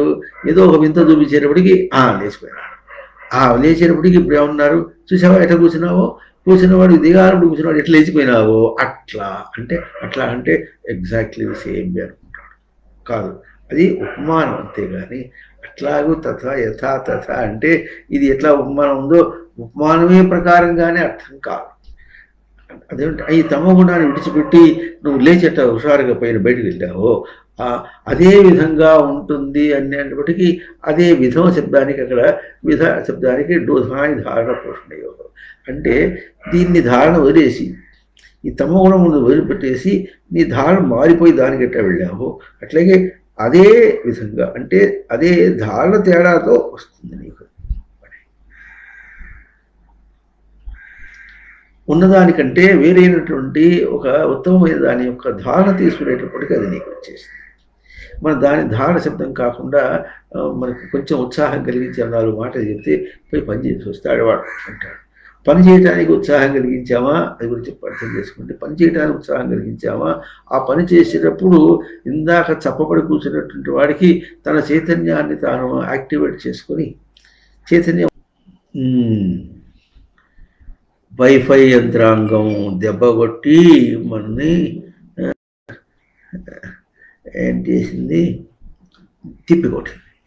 కొడితే మనకే మళ్ళీ మనం తిరిగి వద్దాం. వచ్చి ఏం చెప్పుకుంటప్పుడు ఆత్మ ఎట్లా ఎందుకు తెలియటం లేదో, అనాత్మ అనేది ఎందుకు తెలియటం లేదో ఏం చెప్పుకున్నాం అంటే ఆత్మ తన ఎందుకు నిరంతర స్ఫురణగా ఉన్నది. స్ఫురణగా ఉన్నటువంటి దాన్ని గ్రహింపులో తాను వేరేగా తీసుకుని ఎంత దూరం పోతున్నాడో దాన్ని వేరేగా ఊహించుకోవాల్సిందే కానీ దాన్ని వేరే రూపంగా మార్చుకోలేడు. అది ఊహగా వెళుతుంది. కానీ ఎంత దూరం వెళ్ళినప్పుడు కూడా దీన్ని ఆధారం చేసుకునే వెళుతున్నాడు. వెళుతున్నందువల్ల అదేమనిపిస్తుంది, అది కూడా తన స్వరూపంగానే కనిపిస్తుంది. కనిపించి దాని నుంచి ప్రవర్తనకి వెళుతుంటాడు. అందువల్ల ఇప్పుడు ఏమవుతుంది, దీని యొక్క స్వరూపమే అది. ఇందాక మనం చెప్పుకున్నట్టుగా అద్దంలో చూస్తుంటుంటే అద్దంలో బొమ్మ మనకేం కనిపిస్తుంది, దీని యొక్క రూపమే అది కనిపిస్తుంది. దీని యొక్క రూపమే కనిపిస్తుంది కనుక అదే నేను అనుకున్నాడు. అది ఎట్లాగో అట్లాగే ఆ ప్రవృత్తి రూపంతో ఎట్లా ప్రవర్తిస్తున్నాడో అదే నేను అనుకున్నాడు. అనుకున్నందువల్ల అదే నేను అనుకున్నందువల్ల అసలు లేకుండా కనిపించకుండా పోయింది. అయినా మనకు బయట ప్రపంచాన్ని మనకు ఎట్లా చూస్తున్నారంటే ఇది దృశ్య ప్రపంచమే, అంటే దర్శన యోగ్యం. అది దర్శనం చేత తెలుసుకోవాల్సిందే కానీ దృశ్యంగా వేరే బయట రూపంగా తెలుసుకోవాల్సిన రూపం కాదు అన్నట్టుగా చేశాడు కనుకనే ఒకనొక చోట నుంచి మనకు దాని యొక్క ఆ యుక్తులు మనకు తెలిసి సవరించుకునే ఉపమానములు మనకు అందుతుంటాయి అన్నమాట. అట్లాగే అందరి ముందు కూర్చోచుకుని అదే నేను అనుకుంటే అది ఎట్లా అవుతుంది, అది నేను కాదు కదా. అది ఎట్లుంటుంది, అది దీని యొక్క పరావర్తనం. ఈ పరావర్తనం ఎట్లా అయింది, అది పరావర్తనం ఎందుకు అయింది అంటే దాన్ని చూసి తను పాలన చేసుకుని పూర్ణ చేసుకోవచ్చు. అది నా స్వరూపమే, ఇక్కడే గ్రహిస్తున్నా, దాన్ని కూడా ఇక్కడే గ్రహిస్తున్నా, దీన్ని ఇక్కడే గ్రహిస్తున్నాను, దాన్ని కూడా ఇక్కడే గ్రహిస్తున్నా. అది బయట దానికి అది ఛాయా స్వరూపమే కానీ తన నిజ స్వరూపం కాదు అని తను పోల్చుకుని చూసుకోవటానికి తన దగ్గర గ్రహించేటట్టుగా ఉపమానం అందిస్తుంది. ఎక్కడ ఏం చేసినప్పుడు కూడా ఉపమానం అదే కనిపిస్తుంది మనకు. అందుకని దీని ఎట్లా ఉందంటే దృశ్య ప్రపంచం అన్నారు. అంటే అప్పటికి దర్శన యోగ్యమే కానీ బయటగా దానికి బాహ్య యోగ్యం కాదు, బాహ్య ప్రపంచం కాదు, దృశ్య ప్రపంచం అన్నారు. పదముల్లో చాలా బిగించి తత్వాన్ని బిగించి మనకు చెప్పినటువంటి వాటిని అట్లాగే తెలుసుకుంటేనే తెలుస్తుంది, లేకపోతే అన్ని పర్యాయ పదములుగా వాడేస్తుంటారు. సూర్యుడికి 52 నిర్వచనములు ఉన్నాయి, ఆ పదం 52 పదములు ఉన్నాయి. 52 పదములు పర్యాయ పదములుగా వాడేస్తుంటారు. ఎందుకు ఇన్ని పదములు? ఏమైనా డిగ్రీలు, ఆయనకి ఏమైనా బిరుదులు అవి, అంతేగాని దానికి ఆ అర్థం కాదు. అవన్నీ ఒక్కొక్క తేజస్సు చూపిస్తున్నాయి మనం గ్రహించడానికి, మనం గ్రహించగలిగినట్టు తేజస్సు చూపిస్తున్నాయి అన్నమాట వాళ్ళకి అర్థం కాదు. ఇది ఎవరికి అర్థమవుతుంది? జ్ఞానికే అర్థమవుతుంది, సామాన్యుడికి అర్థం కాదు. అందువల్ల ఆత్మ తెలియటం లేదు. మరి అనాత్మైన తెలుస్తుందా అంటే ఇది అక్కడ చూసుకొని ఇది అద్దంలో చూసుకున్నటువంటి ప్రతిబింబాన్ని చూసి అది నేను అని అందామంటే దాన్ని ఎట్లా గుర్తించాలి? తన కదలికలో కనిపిస్తుంది కానీ అది కదులుతుండే చూస్తున్నాడు కానీ తన కదలిక చూస్తుంటలే. నేను కదిలితే అది కదులుతుందని చూసేంత వరకు సత్యత్వం తన దగ్గర తనకు తెలియదు. అది కదులుతోంది కనుక, కదిలేది కనుక ఆత్మ, కదిలేది కనుక చైతన్యం. ఆడుతూ ఉంటుంటే ఎట్లా ఉంటుంది? చాలా హుషారుగా ఉంటుంది. ఆడుకుంటుంటే మధ్యలో అమ్మ పిలిచింది అనుకోండి, నేను ఆడిపోమ్మా, నేను ఆడుకుంటున్నా అంటే ఆడుకోవటం అని గొప్పతనమా? ఏం ఆటరా? ఎప్పుడు అట్లేనా? చదువుకోలేదంటే చదువుకుంటారు, తర్వాత ఇందా చదువుకున్నా, ఇప్పుడు మళ్ళీ వచ్చి నేను చదువుకుంటాగా, నీకెందుకు, నువ్వు పికప్ చేయకు. ఆ మాటల్లో వెనక ఎట్లా ఉంది, దాన్ని కౌగిలించుకుంటున్నాడు. ఎట్లాగో ఇది లోకంలో ఎట్లా ఉంటుందో మనం కూడా ఎట్లాగే ఉంటుంది. వాడికి బయట 90 పనులు ఉంటాయి అని నువ్వు చదువుకోవాలి ఇంట్లో అంటాడు ఎవరిని? కోడాలి. వాడికి 90 పనులు ఉంటాయి, బయట ఏముంటుంది? ఏం లేదు. అవతల వాడు తెచ్చి వాడిని తింటావు, వీడి తెచ్చి వాడిని తింటావు, వాడిని ఇంకోటి చివాట్లు పెట్టి రావటం, అంతేగా మరి చేసి అంతగా గొప్పగా ఆత్మచైతన్యం ఏం లేదు అక్కడ. అట్లా ఆత్మచైతన్యం ఏమన్నా ఉంటే దానికి కూడా బృహదారణ్య ఉపనిషత్తులో ఆయనకి యాజ్ఞవల్కుడు 2 భార్యలు ఉన్నారంటాడు. అందరికీ 2 భార్యలే. అవునా? ఒక ఆమెమో మైత్రేయి అని, ఆమెమో ఈయన ఎప్పుడు ప్రవచనాలకు పోతే ఆయనతో పాటు ప్రవచనాలకు పోతూ ఉంటుంది. ఇంకోటి కాత్యాయన ఉంటుంది. ఆమె ఏం చేస్తుందంటే ఇంట్లో ఆభరణాలు ఎట్లా ఉంటాయి, ఈ తెర పాదైపోయింది, తీసేసి కొత్త తెర వేయాలి, అది ఇట్లా ఉంది, ఇల్లు చూసుకుంటూ ఈ దీనిలో భోగంలో ఉంటుంది అన్నమాట.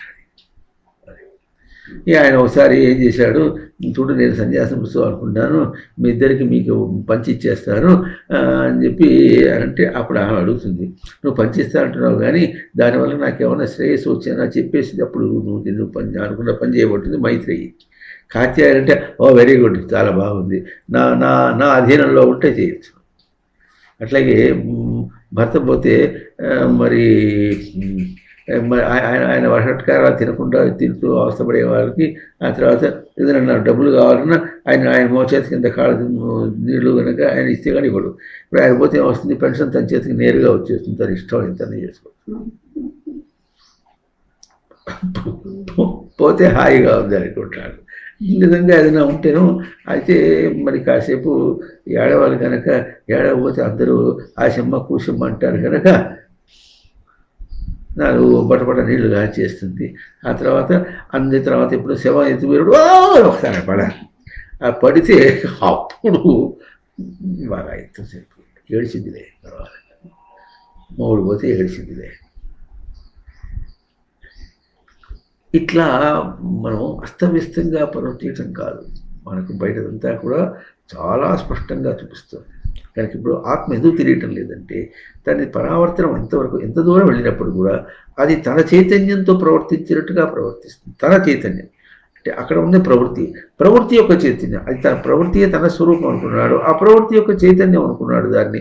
అది అది అది ఛాయాస్వరూపమైనప్పుడు కూడా ప్రవృత్తి యొక్క చైతన్యం అనుకున్నాడు కనుక అది తన స్వరూపంలా కనిపిస్తుంది కనుక ఆత్మస్వరూపం అదే అనుకుంటాడు కనుక తన నిజ ఆత్మస్వరూపం తెలియదు. అనాత్మస్వరూపం అంటే ఆ ప్రవృత్తి అనాత్మం తెలియాలంటే ఎక్కడ తెలుస్తాడు? తనలోంచి వచ్చిన చైతన్యంతోనే చేస్తున్నాడు. ఎవడి పిచ్చి వాడికి ఆనందం అని చెప్పుకున్నాడు. వాడిది పిచ్చని వాడికి తెలియదు. వాడికి పిచ్చి అంటే ఎట్లా ఉంది, తన లోపల నుంచి వస్తుంది కనుక తను చెప్పేదంతా గొప్పది అనుకుంటాడు వాడు. అందువల్ల ఆత్మ తెలియలే. వాడిది పిచ్చని ఎందుకు తెలియట్లేదంటే తనది స్వతసిద్ధమైన రూపంగా ఉంది కనుక అది పిచ్చని తెలియటంలే. కనుక అది ఆత్మ కాదని తెలియటం లేదు, అనాత్మ కాదని కూడా తెలియటం లేదు. అందువల్ల ఇప్పుడు ఏకాదశి శబ్దానికి ఎట్లా చెప్పారంటే, ఏకాదశం అంటే ఎట్లా ఉంటుంది, తను ఏమి ప్రాప్తి పొంది ప్రవర్తించి పొందాలి. అక్కడ విశేషం ప్రవర్తించి పొందాలి. ఎందుకు చెప్పినాము, ఆత్మకు ప్రవర్తన లేదు. కానీ మనం ఎట్లా వచ్చామో సృష్టి యొక్క తాత్పర్యము జీవుల యొక్క తాత్పర్యం. అందుకని జీవ సృష్టులుగా ఆనక మునుపే హరిని ప్రవర్తిల్లగా చేసేది అర్హత సృష్టికి ఆది మధ్యం అంతమున అందుననగా అంతరంగమున. అంటే హరిని ప్రవర్తింపజేసేటువంటి అర్హత ఉంది. సృష్టి శబ్దానికి అర్థం అది. ఇది ఒక కర్మ. అంటే ఇప్పుడు ఏం కర్మ ఆచరిస్తున్నాడు వాడు అంటే సృష్టికి ఉనికి ఆధారంగా కర్మను ఆచరిస్తున్నప్పుడు ఈ కర్మలో ఉనికిని గుర్తించేటట్టుగా, అర్థం, ఈ కర్మలో ఉనికిని గుర్తించేటట్లుగా అట్లా మనకు ఉండి మరి ప్రతి దేనికి అన్నిటికీ కూడా హృదయము అనేటటువంటిది ఒకటి ఉంది కనుక ఇంత చెప్పిన చక్క బాగుంది, ఆ వాక్యం కూడా బాగుంది. ఎట్లా ఉంది, హృదయం అంటే హరణి ధాతు. హృదయం గుండె ఎట్లా కొట్టుకుంటోంది అంటే అది తాను ఆత్మ చైతన్యాన్ని తీసుకుంటోంది కనుక అది హృదయం అయింది. దాన్ని ఏమంటారు, ప్రైమ్ మూవర్.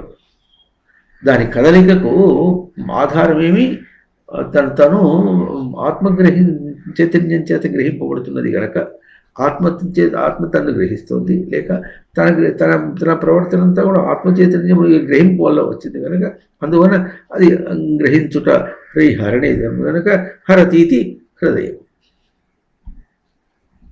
హరతీతి హరి, హరతీతి హృదయం. అర్థమవుతుందా? అట్లా మనకు ప్రతి ప్రాణికి కూడా ఒక హృదయం అనేటటువంటి స్వరూపంలో ఆత్మ. అందుకని తన హృదయంలో ఉన్నాడు పరమాత్మ అంటే మనకి హనుమంతుడు అటు చూపిస్తాడు, ఇట్లా చీల్చితే కనిపిస్తాడు. హృదయం ఇక్కడ ఉండదు, ఇక్కడ ఉంటుంది, పక్కన ఉంటుంది. ఇట్లా చీల్చి చూపించాడు, వాడు ఇట్లా చూపిస్తాడు. ఏదో మొత్తానికి అవతల వాళ్ళే కొంతమంది నమ్మకం కలిగినాయి. కొత్త నమ్మకం కలిగిందంటే ఏదో చేస్తాడు వాడు పసిపిల్లలకి అంతవరకే అన్నట్టుగా. అది కానీ మనకు సరిపోదు, అది మనకు తెలియాలి. వాళ్ళని విమర్శ కాదు, మనం ఇంకా మరి బాగా దాంతో తృప్తి పడకూడదు. తృప్తి పడితే భగవద్గీత ఏముంటుందంటే అల్పబుద్ధులు అంటుంది. అల్పము చేత తృప్తి పడేవాళ్ళు అల్పబుద్ధులు అని. అందువల్ల అల్పబుద్ధులం కాకూడదు మనము అని.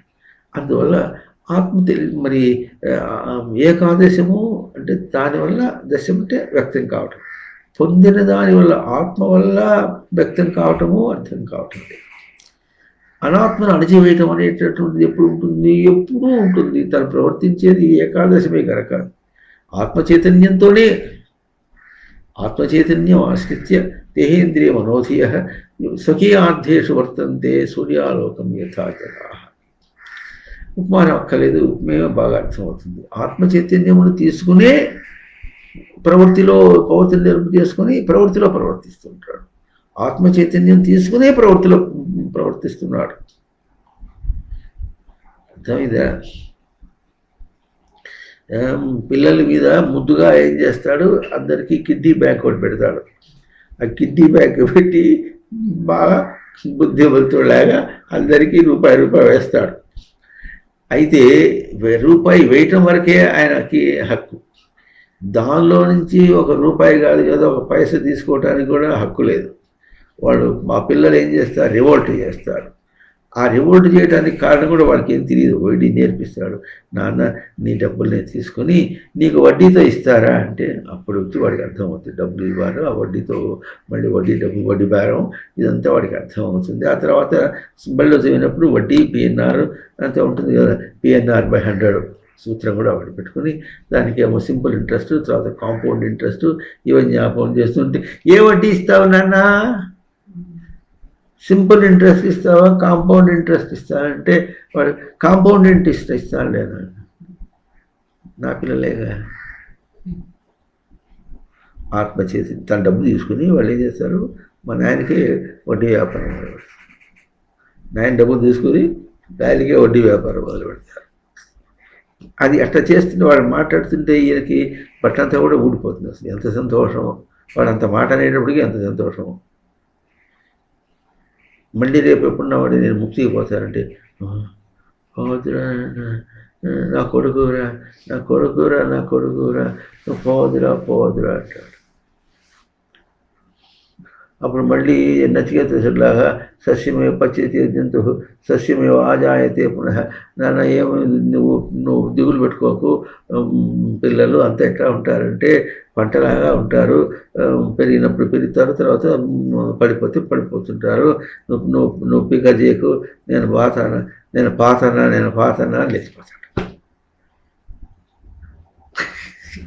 వెళ్ళిపోతాడు.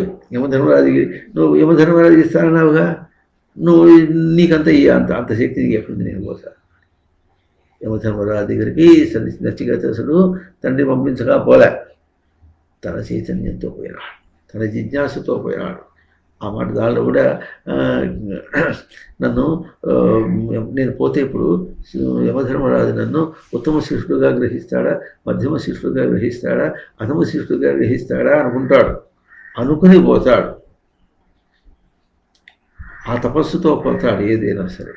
అంటే మళ్ళీ వెనక్కి వెళ్ళాలన్నా కూడా తను జారి పడిపోయే దానికి ఉపాయం ఏముంటుందంటే అసలు నేను ఇక్కడ దాకా ఎందుకు వచ్చాను?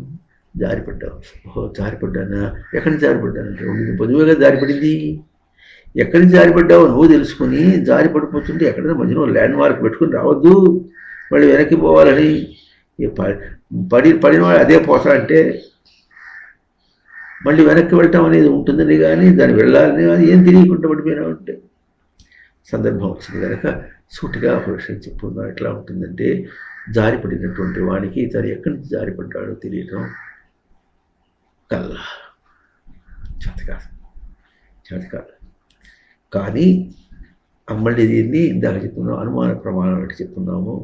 అక్కడ పొగ ఉందంటే, మంట ఉందని, నిప్పు ఉందని ఎట్లా తెలుసుకుంటామో అట్లాగే మనకేం తెలుస్తుందంటే లోకంలో జారిపడటము, తప్పు చేయటము, తప్పు తనే మళ్ళీ తెలుసుకొని సవరించుకోవటము అనే మాట వచ్చినప్పటికీ ఇది మనకు అనుమాన ప్రమాణం మనకు తెలుస్తుంది. అరే తప్పు చేసింది నేనే కదా, తప్పు గుర్తించింది నేనే కదా, తప్పు దిద్దుకునేది కూడా నేనే కదా, దిద్దుకున్న స్వరూపం నాకు ఎట్లా సంతోషంగా నీతివంతంగా ఉండదు అనేది కూడా అది కూడా తనకే తెలుస్తుంది కదా. ఇప్పుడు ఈ రూపాల్లో తనెవరు అర్థం అంటే ఆనాడు జారిపడ్డావన్న పదానికి ఇక్కడేమో తెలుస్తుంది. అంటే తన దగ్గర తప్పును సవరించుకుని తేజస్సు ఉన్నప్పటికీ కూడా జారి తప్పులు చేయటం అనేటటువంటి ఎట్లా చేశాడు నేను బాగా చేయాలి. దీనికి గురుదేవులు మంచి పదం చెప్తుండేవారు. ఎట్లా ఉండాలంటే ఏదైనా మనకు సందేహాలు వస్తే ఆ సందేహానికి సూటుగా చెప్పేటట్టుగా ఒక సమాధానం మనం కుదుర్చుకొని అప్పుడు మనం స్వస్థలమై ఉండాలి. ఆ కొట్టడానికి కూడా తమాషా ఏం చెప్తుండేవారంటే గోలికాయలు ఆడుకునేవాడు, అక్కడ గోలికాయ ఉంటుంది, వాడు తీసుకుని అట్టుకొస్తాడు, టక్కుని దాంతో పోతుంది, చాతకాయ వాడు పక్కకి పోతుంది. అట్లా దానికి దెబ్బ కొట్టినట్టుగా ఉండాలి. జారిపడ్డావు అనుకో, జారిపడ్డావని నీకు తెలియటం లేదు, అందువల్ల ఆత్మను గుర్తించడం తెలియట్లేదు. అనాత్మలో పడ్డాలని తెలియటం లేదు, అనాత్మని గ్రహించుకుంటూ ఇది అనాత్మని తెలియదు కనుక దానిలో పడి ఉన్నాడు. అది ఎప్పుడు తెలుస్తుంది తన వ్యవహారంలోనే తెలిసేటట్టుగా సృష్టి మనకు తేజస్సు ఇచ్చింది. అందుకని బాహ్య సృష్టికి గ్రాహ్య సృష్టి, అది బాహ్య సృష్టి, ఇది గ్రాహ్య, రెండూ కూడా ఒకే తేజస్సు తెచ్చేటది చూపించేది ఇదే చూపిస్తుంది. మనకి ఇప్పుడు పరిచయం దీనిలో ఇది బాహ్య సృష్టి, ఇదేమో గ్రాహ్య సృష్టి. రెండింటికి తేజస్సు ఒకటి. ఈ గ్రాహ్య సృష్టి లోపల జీవుడులాగా ఉంటుంది, మనకు భౌతికంగా చూపించేట్టుగా గుర్తింపు కోసం చెప్పుకున్నాను. ఇది బాహ్యం. ఈ రెండూ కూడా దీంతోనే. దీనికి మన దగ్గర యానిమేషన్ ఒకటి ఫోటో ఉంది, అది చూసినప్పుడు మనకు బాగా అర్థం అవుతుంది. ఇది ముందు ఇది చేసుకుని నిర్మాణం చేసుకుని దీంతో ఒక్కసారిగా ఇద్దరిని ఒకసారిగా, అందుకని జీవ సృష్టులుగా ఆనక మునిపే అంటే నేను జీవుణ్ణి అని ఏది సృష్టి అని ఆనక మునిపే హరిని ప్రవర్తిల్లగా చేసడి అర్హత. హరిని అంటే గ్రహించుట. ఏం గ్రహించాలి? తనను తాను గ్రహించడం అన్నమాట. గ్రహింపు అన్నమాట తనకు. హరిని ప్రవర్తిల్లగా చేసడి, తానే ప్రవర్తించడం. మీరు ఆ పాట ఎట్లా ఉంది? చన్ను వెదకి పట్టెను, వెదకిన్న తెలియక పట్టింది, ప్రవర్తించింది తెలియకుండా. పాలు త్రాగి దృశ్యం ఉంది, దర్శనమగు తనను విడిచి. ఇప్పుడు అది పాలు త్రాగటం అనేటట్టు తన దృశ్య స్వరూపమా దర్శన స్వరూపమా? ఏం దర్శనం ఉందో? తనకు ఆకలేసిందా, ఆకలి దర్శనం చేసిందా? తల్లి తెలిసిందా, తల్లి చూసిందా? తల్లి ఒక చన్ను దొరికిందా? తను దొరికితే పట్టుకోవాలని తెలిసింది కనుక పట్టుకుని తాగాలని చెప్పారు. ఎవరు చెప్పారు దానికి? అది దృశ్య రూపమా దర్శన రూపమా? అది అవునా? అందువల్ల ఎట్లా అంటున్నారు? జీవ సృష్టులుగా ఆనక మునిపి హరిని ప్రవర్తిల్లగా చేసేది అర్హత. సృష్టికి ఆది మధ్య సృష్టి అంటే ఇప్పుడు బాహ్య సృష్టి రెండు ఇద్దరికి ఆది మధ్యమ అంతమున అందును. వాటి ఎట్లా ఉంది? ఆది మధ్యం అంతమున అందుననగా అంతరంగమున అందునగా ఎట్లా అంతుంది ఇట్లా అనమాట. అది చేసేటప్పటికి అది దాని లోకల్ ఎట్లా అంటే తను తప్పు తెలుసుకున్నవాడు అన్నీ తెలుసుకుంటాడు అని మనం సర్వసామాన్యంగా ఒక మాట చెప్పేసాం. ఆ మాట విలువ కూడా పూర్తిగా ఇంత వివరించి చెప్పలేకపోయినప్పుడు కూడా స్పష్టంగా చెప్పింది. తాను తప్పు తెలుసుకున్నవాడు అన్నీ తెలుసుకుంటాడు, తాను తరిస్తాడు. అర్థమవుతుంది. కనుక ఎట తరిస్తాడంటే అవును తప్పు చేసింది నేనే దిద్దుకున్నామండి. ఆ తేజస్సు నాకు ఎవరిచ్చారు? ఇప్పుడు ఆ తేజస్సు ఇదివరకే ఉందాడు దగ్గర. ఇదివరకే ఉన్న తేజస్సును గుర్తించుకోండి. దారిపడ్డాను ఎందుకు నేను? ఇప్పుడు దీని సమాధానం ఏం చెప్పు? నువ్వు దీనికి సమాధానం చెప్పలేకపోతున్నావు. అట్లాగే నీవు నువ్వు నిజ స్వరూపం సృష్టి రచించిన రూపంగా ఉన్నవాడు జారిపడ్డావు. ఎందుకు జారిపడ్డావు అంటే చెప్పలేదు. అయితే ఇప్పుడు ఉపాయం ఎట్లా ఉంది? ఎప్పుడైతే జారిపడిన వాడను నేనని గుర్తిస్తావో తన పూర్వరూపం తనకు తెలుసు. ఇది పసితనంలో అని గమనించినటువంటి పసితనంలో జారిపడిపోయినవాడు, దారి తప్పినవాడు ఎవరు ఉంటారో బతుకుతున్నాడు. వాళ్ళకి తెలియదు, అతనికి తెలియదు. ఎప్పుడో తెలిసినప్పుడు తర్వాత ఏమవుతుంది? వాళ్ళని తెలిసిన తర్వాత వాళ్ళ మీద తనకి ఎంత చనువు ఉండాలనో అంత చనువు పూర్ణం తన గబుక్కున వచ్చేస్తుంది. వాడు అక్కడ వెళ్ళిన తర్వాత మళ్ళీ కొత్తగా ఇంకో ఇంటికి పోయినట్టుగా అనుకోడు. వాడు ఎట్లా అనుకోడు? అంటే దానికి ఎట్లా ఉంటుంది, స్వరూపాన్ని అందటంలో ఉన్నటువంటి తేజస్సు అట్లా ఉంటుంది. అవకాశాన్ని ఎవడు లోకంలో చెప్పినట్టుగా దొంగలు దోచుకోలేరు, దొరలు దోచుకోలేరు.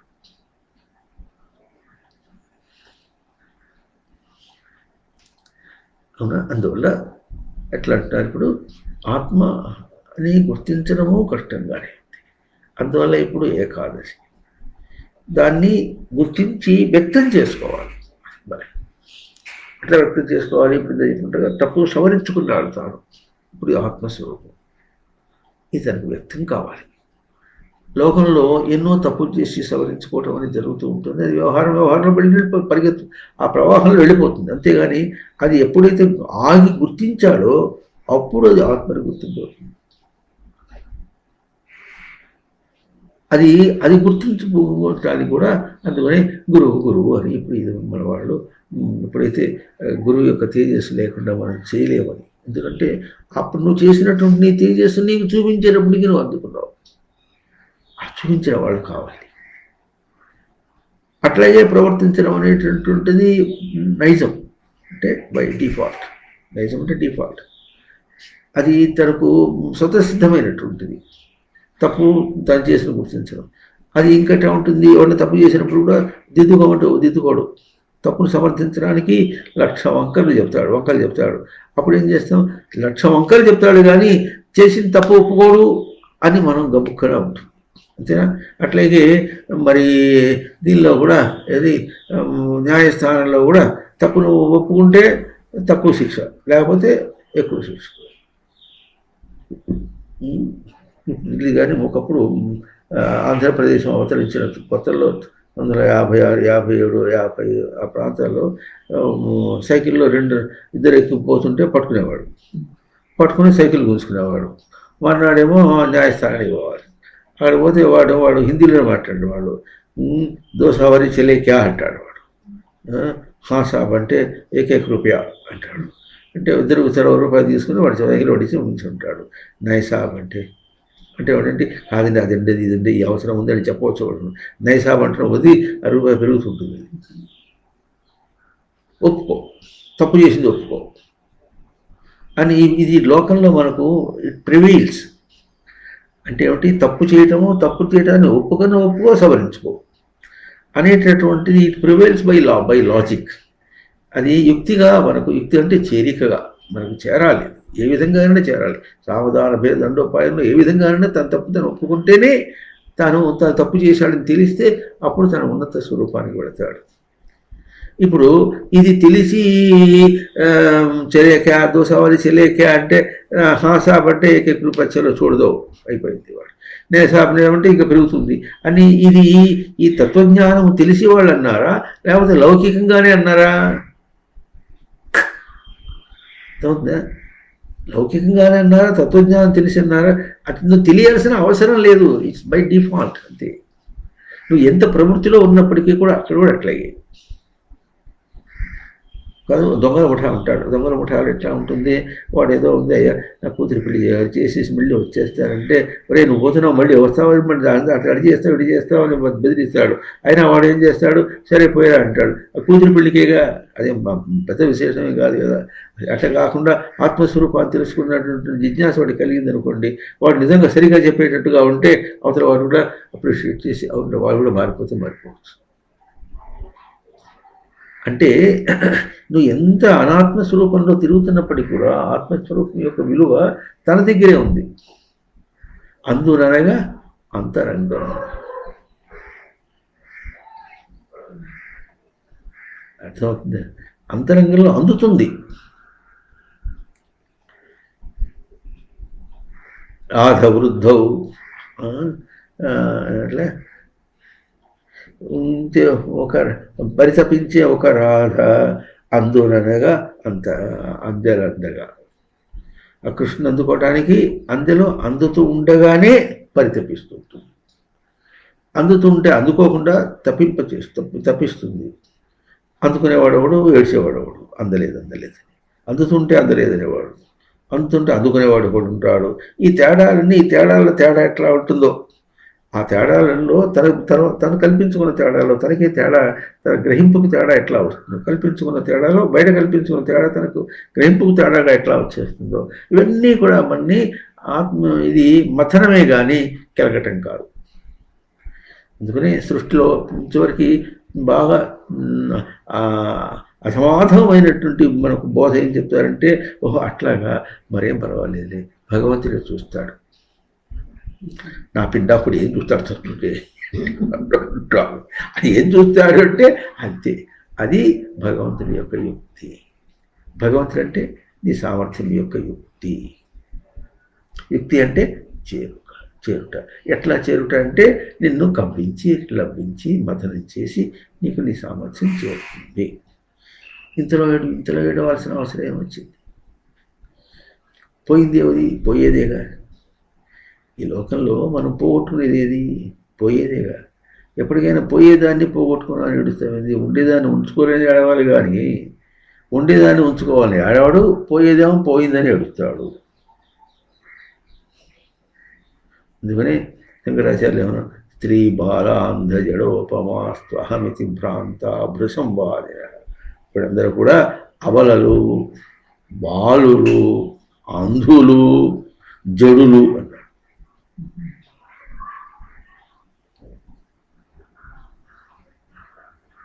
భ్రాంతి భృసంవాదిన.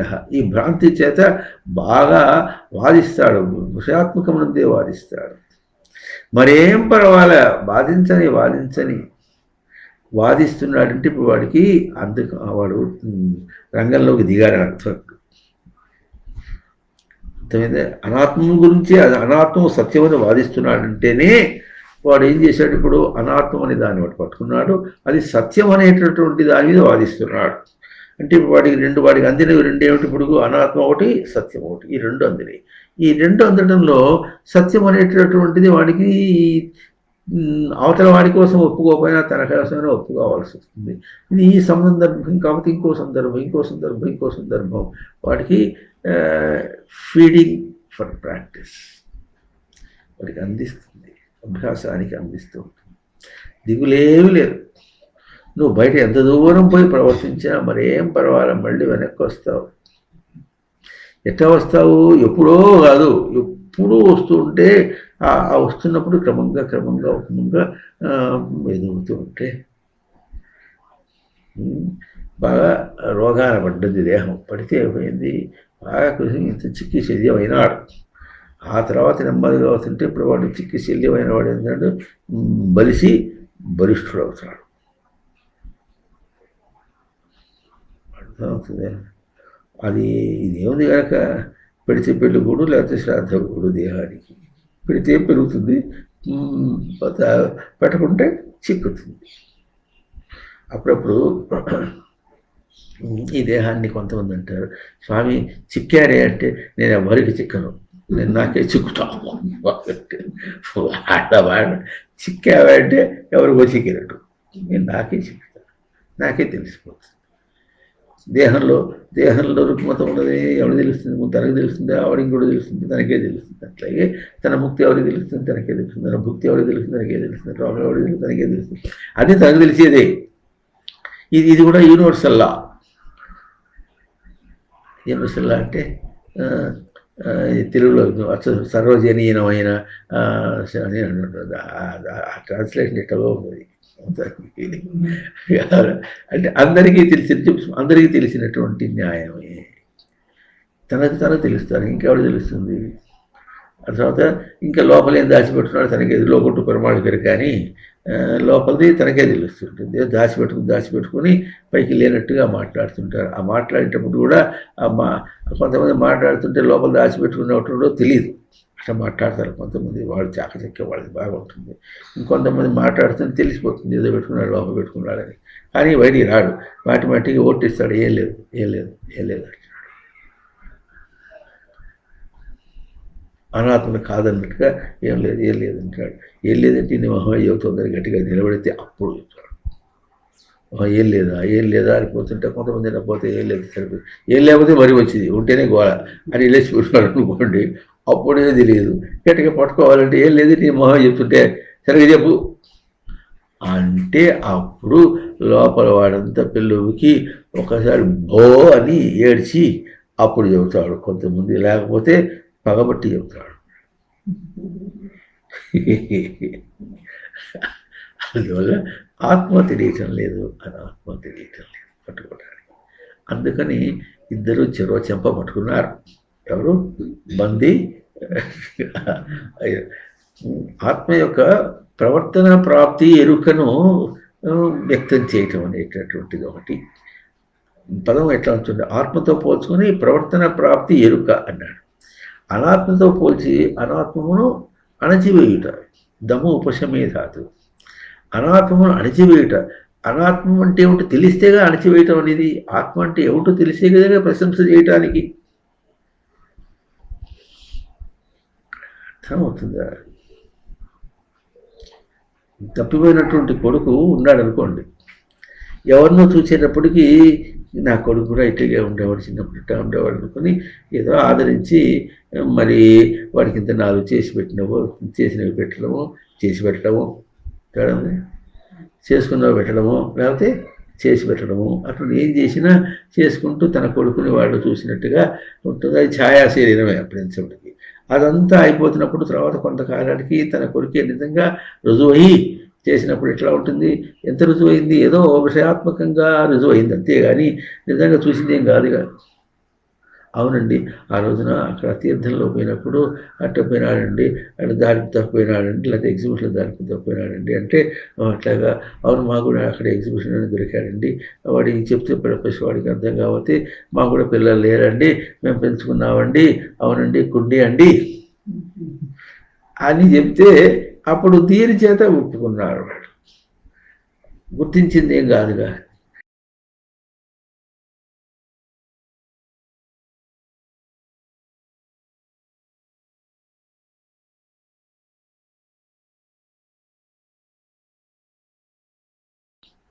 ఈ ఊహ అని చెప్పడానికి కూడా ఒక తమాషా ఒక వేదాంత ప్రక్రియలో ఒక వాక్యం ఉంటుంది. ఏంటంటే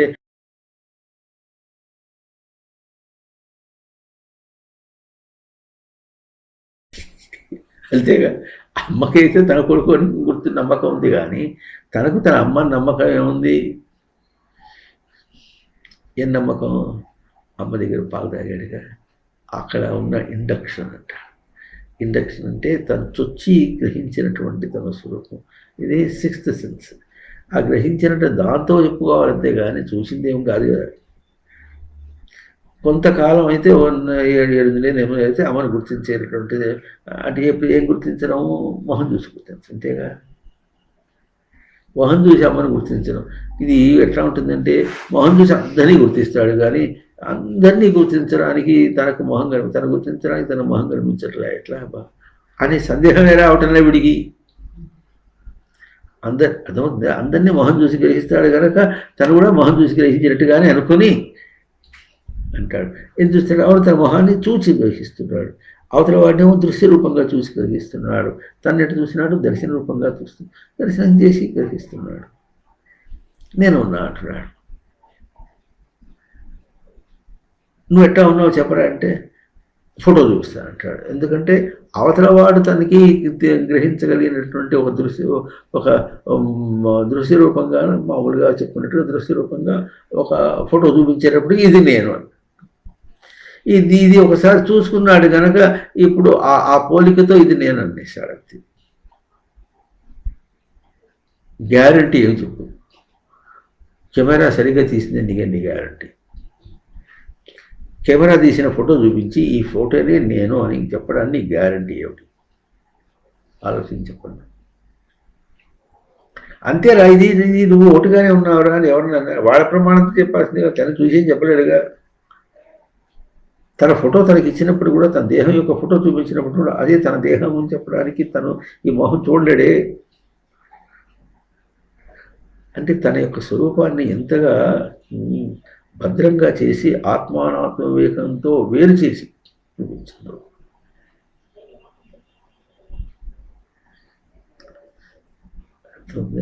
ఆత్మానాత్మ వివేకంతో వేరు చేసింది చక్కగా గ్రహింపు.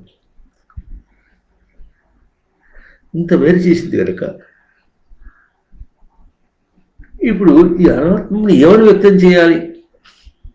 చేయలేము. అందుకని అనాత్మను అణచివేయుటను వ్యక్తం చేస్తే అప్పుడు ఏమవుతుంది? అనాత్మను అణచివేయటం అనేది ఆత్మ యొక్క గ్రహింపులాగా వస్తుంది.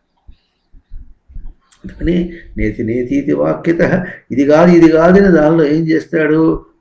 జీవుడికి పరమాత్మకు సమన్వయం ఏది ఉంటుందో అది వ్యక్తం చేయగలడు, కానీ అనాత్మను వ్యక్తం చేయగలిగింది కాదు.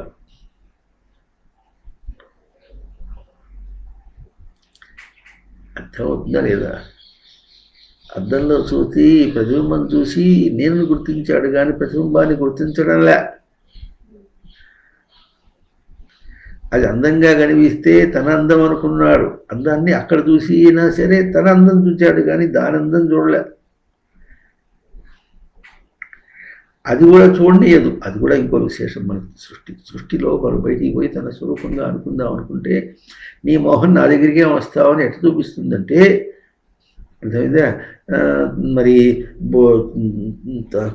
పాపిడి పక్కకు పోయింది అనుకోండి. పాపిడి పక్కకు పోతే ఏం చేయాలి? పాపిడి పక్కకు పోయిందని అక్కడ కనిపించింది. అక్కడ కనిపిస్తే దువ్వెని తీసుకుని దాన్ని దువ్వుదాని పోయినప్పటికీ ఇట్ట దాకపోతే అర్థం దాకపోతే అది కూడా దువ్వెన పట్టుకొచ్చి 2 దువ్వెలు ఢీ కొట్టాయి. నన్నే సవరిస్తావు, నీ దగ్గరే సవరించుకో. మంచి ఉపమానం ఇది, మంచి ఉపమానం. బయట స్వరూపంతో తనకి ఎటువంటి వ్యవహారం ఉంటుంది అనే మాట మంచి స్వరూపం. అందుకని ఏం చేస్తుంది? అది తన పక్కకు వెళ్ళిపోయినప్పటికీ ఎట్లాగైతే అది పక్కకు వెళ్ళిపోయిందో అర్థం అక్కడే ఉంటుంది. అట్లాగే తన పక్కకు వెళ్ళిపోయేటప్పటికి అట్లాగే ఉంటుంది. నువ్వు ఎక్కడ ఎటు ప్రవర్తించినప్పటికీ కూడా తనకు నీకు అందించేటటువంటి నీది ఒకటే నీతి.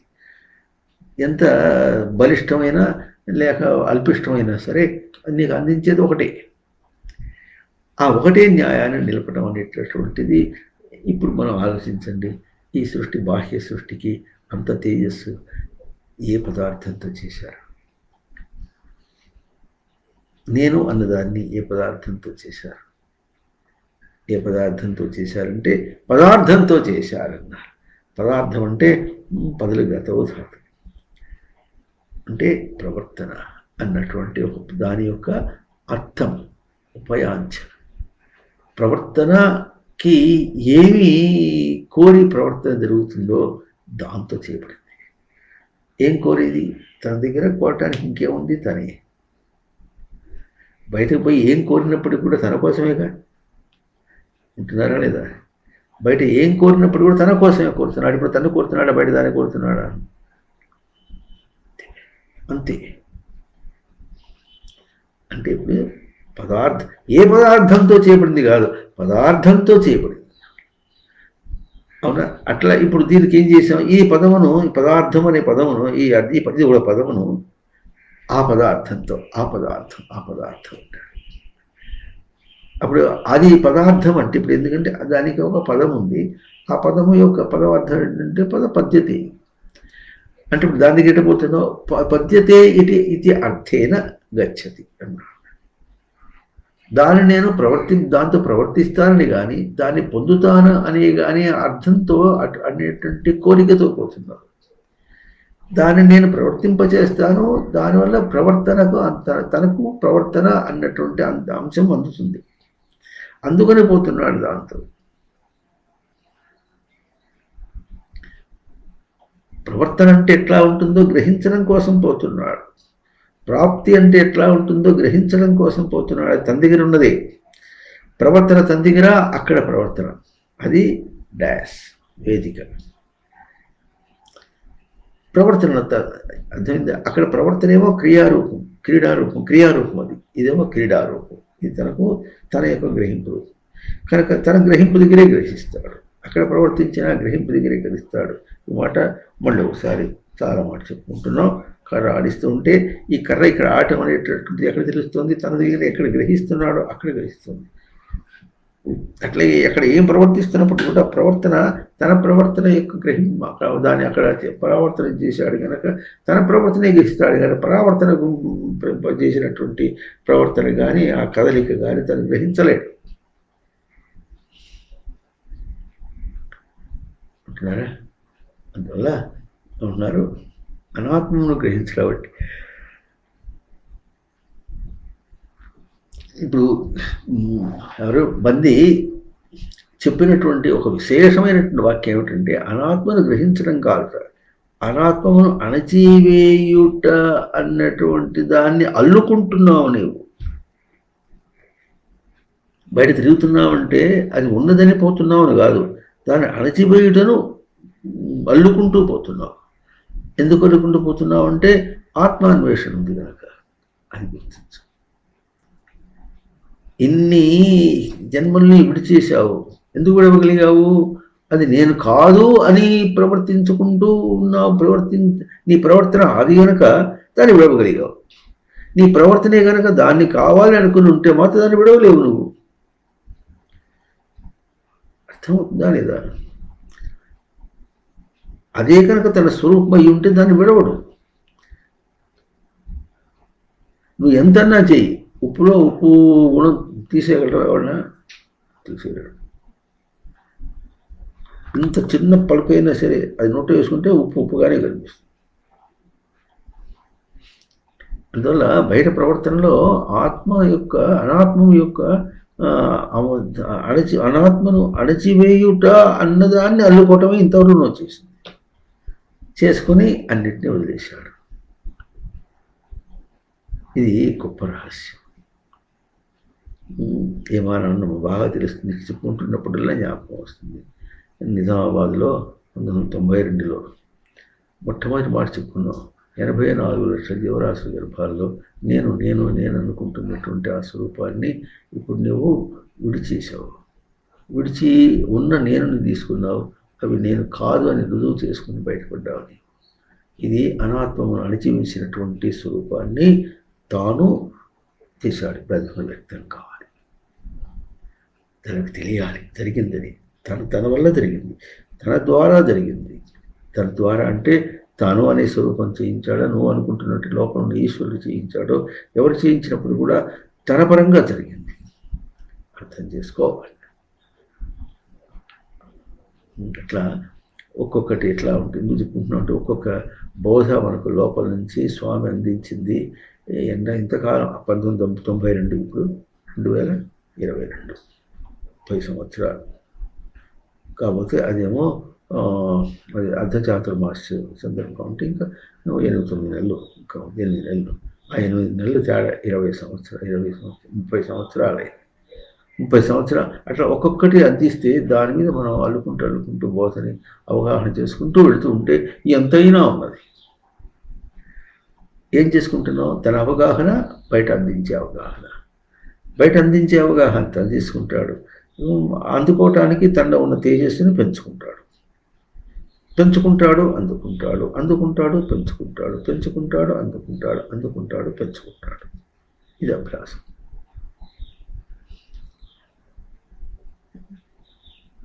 ఈ విధంగా ద్వాదశ శబ్దాన్ని ఇప్పుడు దీన్ని ఇంత చెప్పుకున్నాం. ఇది వ్యక్తం కావాలి, వ్యక్తం చేయాలి. అభక్తం చేయడం అంటే ఒక మాట అర్థం చేసుకున్నాం. ఇందా చెప్పిన ఉపమానంలో తప్పు చేశాడు, తప్పని గుర్తించాడు, సవరించుకోవాలనుకున్నాడు, సవరించుకోవటానికి కావలసిన సత్తాన్ని సంపాదించాడు, సవరించుకున్నాడు, సిద్ధిని పొందాడు. ఇతను చేసినటువంటి ఇతనికి వ్యక్తం కావాలి. చేశాడు కానీ వ్యక్తం కావాలి. ఇంకో గురువు తీసుకొచ్చి చూపించి, నువ్వు చేసావు చూడు, నీ తేజస్సు ఎప్పుడు చెప్తున్నావు? నువ్వు చేసిందే నీకు తేజస్సు, అది నీ దగ్గరే ఉన్నది. ఇది నీకు దృష్టాంతం. అంటే నీకు దృష్టికి బంధించుకోగలిగినటువంటి, నీ దృష్టితో నువ్వు నిలుపుకో అని ఎట్లా చెప్పారో, ఆ చెప్పిన దాన్ని అందుకోవడానికి ఎట్లా ఉంటుందో అది మనకు చక్కటి ఉపమానం అదే ఉపమేయం అది అవుతుంది. ఇట్లా ఈ విధంగా ఇంకో విశేషం ఎట్లా ఉంది అది ఎంచుకున్నా వ్యక్తం చేసుకోవడం ఎట్లా ఉంటుందంటే, ఇదివరకు ఉన్నదాన్నే వ్యక్తం చేయడం అంటే కల్పించింది కాదు. ఇదివరకు దాన్ని తను తెలుసుకోవటం, వ్యక్తం చేసి తెలుసుకోవటం. ఎట్లా ఉన్నది? అది నిద్రాణమై ఉన్నది. నిద్రాణమై ఆచరింపబడుతూ ఉన్నది. అది కూడా విశేషమే. నిద్రాణమై ఉన్నది, ఆచరింపబడుతున్నది. ఆచరింపబడుతున్నప్పటికీ కూడా గ్రహించరాకపోతే అప్పుడు ఏదో విధంగా నిన్ను అంత దాకా తీసుకొచ్చి నువ్వు గ్రహించగలిగిన చోటు వచ్చినప్పుడు అప్పుడు నిన్ను ఏ గురువు దగ్గరకు తీసుకెళ్తూ ఉంటుంది. ఆ గురువు దగ్గరికి 30 సంవత్సరాల వెనక పోయి ఉంటే ఏమనేది, 3 జన్మల వెనకాలే పోయి ఉంటే ఏమై ఉండేది? పోలే. ఎందుకు పోలేదు? పోయినప్పటికీ నువ్వు అర్థం చేసుకో. నిన్ను తోమి తోమి తోమి తోమి బాగా అప్పుడు పంపించాడు. సరే, ఇదే కనుక ఒక 40 సంవత్సరాల వెనక తెలిసి ఉంటే నేను కూడా పెళ్లి చేసుకోకుండా ఉండేవాడిని అంటాడు అని అనేవాళ్ళు మా మఠంలో చాలా ఉంది. అప్పుడు అంటే తెలియదు పోయింది. అప్పుడు స్వామివారు లేరుగా, నీ దుంపలేగా. నువ్వు అంటే నువ్వు గుర్తించలేదు. స్వామివారు లేరంటే స్వామి అంటే ఎవరు అనుకున్నావు? స్వామివారు అంటే అవతల స్వరూపమా, అందుకునే అర్హత స్వరూపమా, నీ స్వరూపమా? అట్లా ప్రశ్నలు వేసుకుంటారు. ఇది ప్రశ్న ఎప్పుడు కూడా. దీన్ని పరిప్రశ్న అంటారు. కర్మకు కానీ, సాధనకు కానీ, జిజ్ఞాస కానీ, జ్ఞానమునకు కానీ పరిప్రశ్న అంటే తన పాలనగా ప్రశ్న వేయాలి. తన పాలనగా తను రక్షించుకునేటట్టుగా, తను రక్షించుకుని పూర్ణమయ్యేటటువంటి విధంగా ప్రశ్న వేస్తే అప్పుడు ఉంటుంది. లేకపోతే తిక్కభంగ ప్రశ్న. అది తిక్క ప్రశ్న వేస్తే ఎట్లా ఉంటుంది? అందరూ ఒకసారి ఎక్కడంటే వినుకొండ అని ఒక ఊరు తీసిన, ఎక్కడ కృష్ణా జిల్లా, గుంటూరు జిల్లా వినుకొండ. ఆడికి పోతే స్వామివారితో ప్రవచనానికి పోయి రావాలన్నమాట. అతను అన్నాడు, మీరు ఎవరు లేకపోతే మీరు బాగుపడేవాడు అన్నాడు. ఎందుకు వెళ్ళాడంటే ఒకళ్ళు ఒక తీరుగా చెబుతున్నారు, బయట బాగుపడాలి, వాడు తిక్కవాడు. అది చెప్పి చివరికి ఏమన్నాడంటే, మేము కృష్ణానంద ముకుంద మురారి అని చెప్తుంటే దీన్ని ఛందస్సు సరిపోలేదన్నాడు. అంటున్నాడయ్యా అన్నారు. అనేటప్పటికి వీడు నామం రాసి లఘు గురువులన్నీ చేసుకుని ఛందస్సు సరిపోయింది అన్న. ఏదో వాడి తిక్కబడుతున్నాడు. ఆ తర్వాత మన కృష్ణశాస్త్రి గారు ఈయన ఉన్నాడంటే ఇటువంటి వాటి ఛందస్సు ఉండదు అని. మనం నామం చెప్పుకుని తీసినాడు, దానికి ఛందస్సు ఉండదు, ఛందస్సు ఎంచరు దాన్ని అసలు అని అన్నాడు. సరిపోయింది. అయినా ఆ తిక్క మనుషులు తిక్క ఎట్లుంటారు, ఎట్లా ఉంటారు. అట్లాగే ఒకసారి వినుకొండలోని గ్రామంలో ఒక అదేమిటది చదువుకున్న వాళ్ళందరూ ఒక సొసైటీ చేస్తారు, అది అంటారు దాన్ని, అది లయన్స్ క్లబ్. ఆ లయన్స్ క్లబ్లో ఒకసారి ప్రవచనం చెప్పారు. ఆ రోజు చెప్పినప్పుడు ఇట్లాగే చెప్తున్నప్పుడు నువ్వు చేసే తప్పుల్ని నీ పైకెత్తి చూపించి ఇట్లా చూపించడమే స్వామి యొక్క స్వరూపము అని చెప్పుకుంటూ పోతే వీడు అనుకుంటారంటే మనం ఎన్ని తప్పులు చేసినా మన కాపాడేవాడు ఉంటాడని వాళ్ళ దృష్టి అనమాట. అనుకుంటూ ఒక అతను గొప్ప ఆడియన్స్లో అతను ఆయన మాకు అతను తెలియదు కానీ మేము గుర్తించాం. అతను కాకినాడ ఇంజనీరింగ్ కాలేజీలో ఇంజనీరింగ్ చదువుకున్నాడు. అక్కడ ఇంజనీర్గా ఉన్నాడు. ఇప్పుడు అక్కడ అతను ఏమన్నాడంటే గాడ్ ఫర్బిడ్ అన్నాడు. అంటే దేవుడు మనం రక్షించుకాకంటే గాడ్ షెల్ నాట్ ఫర్బిడ్ అన్నారు అంతే స్వామివారు. పిచ్చి వేషాలు ఇస్తే దేవుడు నేను రక్షిస్తాడనే మాట పిచ్చి దండ వృధా మాట. అంటే ఎందుకు చెప్పుకుంటున్నామంటే చెప్పేది అందుకునేటువంటి అర్హత లేకుండా తెలిసినట్టుగా ప్రవర్తించడం అనేటటువంటిది మరి సామాన్యుల్లో ఉంటుంది, లోకంలో చదువుకున్న వాళ్ళలాగా ఉన్నట్టుగా వాళ్ళలో ఉంటుంది. అట్లాగే మరి ఇంకా ఎట్లా పండితుల్లో కూడా ఉంటుంది, గొప్ప సైంటిస్టుల్లో కూడా ఉంటుంది. వాళ్ళకి ఏం అర్థం కాదు. అంత లాజిక్ ప్రయోగం చేసి అంత సైంటిఫిక్గా వాళ్ళు ముందుకు పోయినప్పటికీ కూడా దాని వెనక ఎటువంటి లాజిక్ తనలో ప్రయోగం అయిందో అది చెప్తే వాళ్ళకి అర్థం కాదు. అందుకోవాలంటే man should be stable enough for it. ఎంత స్టెబిలిటీతో స్థిరత్వంతో దాన్ని ప్రయోగం చేశాడో ఆ స్థిరత్వం తన యొక్క స్వరూపాన్ని, ఆ స్థిరత్వం యొక్క స్వరూపాన్ని చెప్తే అర్థం కాకపోతే అది కూడా ఉంటాడు. మన 21 పేపర్లు అక్కడ ఉన్నాయి, పడుండే వాళ్ళకి ఏం అర్థం కావట్లా, పెట్టు కూర్చున్నారు వాళ్ళు. ఎవరు నోబెల్ ప్రైజ్ కమిటీ వాళ్ళు పెట్టు కూర్చున్నారు వాళ్ళకి అర్థం కాదు. అర్థం కాకపోతే కనీసం పిలిచి అడగాలిగా. ఇప్పుడు రావాల్సిన అవసరం లేదు. ఇప్పుడు ఆన్లైన్ ఉన్నాయిగా, ఆన్లైన్లో ప్రశ్న వేసి కనుక్కొని తెలుసుకోవచ్చు కదా, వినొచ్చు కదా. ఉండద్దు, సంస్కారం లేదు. ఎందుకు విర్రవీగిపోతున్నారు వాళ్ళు బయట సంచేస్తూ. అంతే బయట కనిపిస్తుంటే అది బయటగా అటు ఇట్లాగే ఉంది. అనాత్మ తిరిగటంలో ఆత్మ తిరిగటంలే. ఆత్మను వ్యక్తం చేయడం చేత కావట్లే, అనాత్మను అణచివేయడం చేత కావటం లేదు. కనుక ఇద్దరు చెరో చెప్ప పట్టుకున్నారు. ఇప్పుడు ఏకాదశి వ్యక్తం చేయడం, ఆయన ఎవరు బల్ది ద్వాదశమును వ్యక్తం చేయడం. అక్కడ ఎంతగా ఉన్నదనే మాట మనం తర్వాత పదంలో వచ్చినప్పుడు త్రయోదశాలు వస్తుంది. అది అంతా చెప్పిన తర్వాత ఇంకేం చెప్పాలబ్బా అన్నట్టుగా దీనిలో పడ్డాడని మాకు ఊహమని మళ్ళీ ఆ 11వ సంఖ్యతో వచ్చినట్టు దాన్ని మనం మనం చేసినప్పుడు మనకు బాగా అర్థం. ఇంకా ఏం చెప్పాలన్నట్టుగా ఆయన ఇంకా సంశయపడుతూనే ఉంటుంటాడు. అప్పుడు ఓ అబ్బా చెప్పడానికి చాలా ఉంది చూసుకో అని ఈయన దాన్ని పూర్తి చేస్తాడు. సగం శ్లోకం చెప్పేసి వదిలేస్తాడు. ఈయన సగం శ్లోకం పూర్తి చేస్తాడు. పూర్తి చేసినప్పుడు ఆయన ఓడిపోయాడు. అంటే ఇప్పుడు ఓటమి దేనివల్ల అనేటువంటిది ఆ త్రయోదశ పదం తీసుకొని ఆ శ్లోకం చెప్పుకున్నప్పుడు వేదం ఓటమి దేంతో చూపిస్తుంది అంటే ఇంత జటిలలాగా ఇద్దరు రెండు వైపుల నుంచి రెండు పక్షాల వాదించి చెప్పుకుంటూ వచ్చినప్పుడు కూడా, ఒకటి బేస్ సంఖ్య ఒకటి సరి సంఖ్య చెప్పుకుంటూ వచ్చినప్పుడు కూడా, ఎవరో బేస్ సంఖ్య చెప్పిన వాడేమో ఎవరు బంది 1, 3, 5 అవి చెప్పారు. సంఖ్యని బేస్ సంఖ్య, అది సంఖ్య బేస్ సంఖ్య అయినప్పుడు కూడా తన వాదం బేసిది కాదు, ఆడ్ కాదు, ఇట్ ఇస్ ఈవెన్. ఆ విచారణ అంతా కూడా ఆ శ్లోకంలో మనం చెప్పుకుందాం. ఇంకా కూడా ఈ శ్లోకంలో 2 వాక్యాలు ఉన్నాయి. ఇది కూడా ఎందుకంటే ఆత్మగ్రహింపు అందనందువల్ల గ్రహించలేకపోతున్నాడు, వ్యక్తం చేయలేకపోతున్నాడు. అనాత్మ అందనందువల్ల అనాత్మను అణచివేస్తున్నటువంటి స్వరూపం కూడా అందట్లే. తన జీవితం అంటే జరుగుతుంది, అనాత్మను అణచివేయడంగానే జరుగుతోంది. ఇంతవరకు కూడా ఆత్మను గ్రహించడంగానే జరుగుతోంది. రెండు యథావిధిగా స్పష్టంగా ఇట్లా రచింపడ్డాడు. అటు జరుగుతున్నప్పుడు కూడా 2 అంశములు తనకు తెలియటం. అంశములు అంటే 2 తను సేవిస్తున్నాడు. ఆత్మను సేవిస్తున్నాడు, గ్రహింపును సేవిస్తున్నాడు. అనాత్మను కాదని నెట్టేసింది కూడా గ్రహిస్తున్నాడు. ఆయన గ్రహిస్తున్నప్పటికీ కూడా తనకు అందటం లేదు. చాలా విచిత్రంగా ఉంటుంది. సంసారోయం అతీవ విచిత్ర అన్నాడు. సంసారం చాలా విచిత్రమైనది.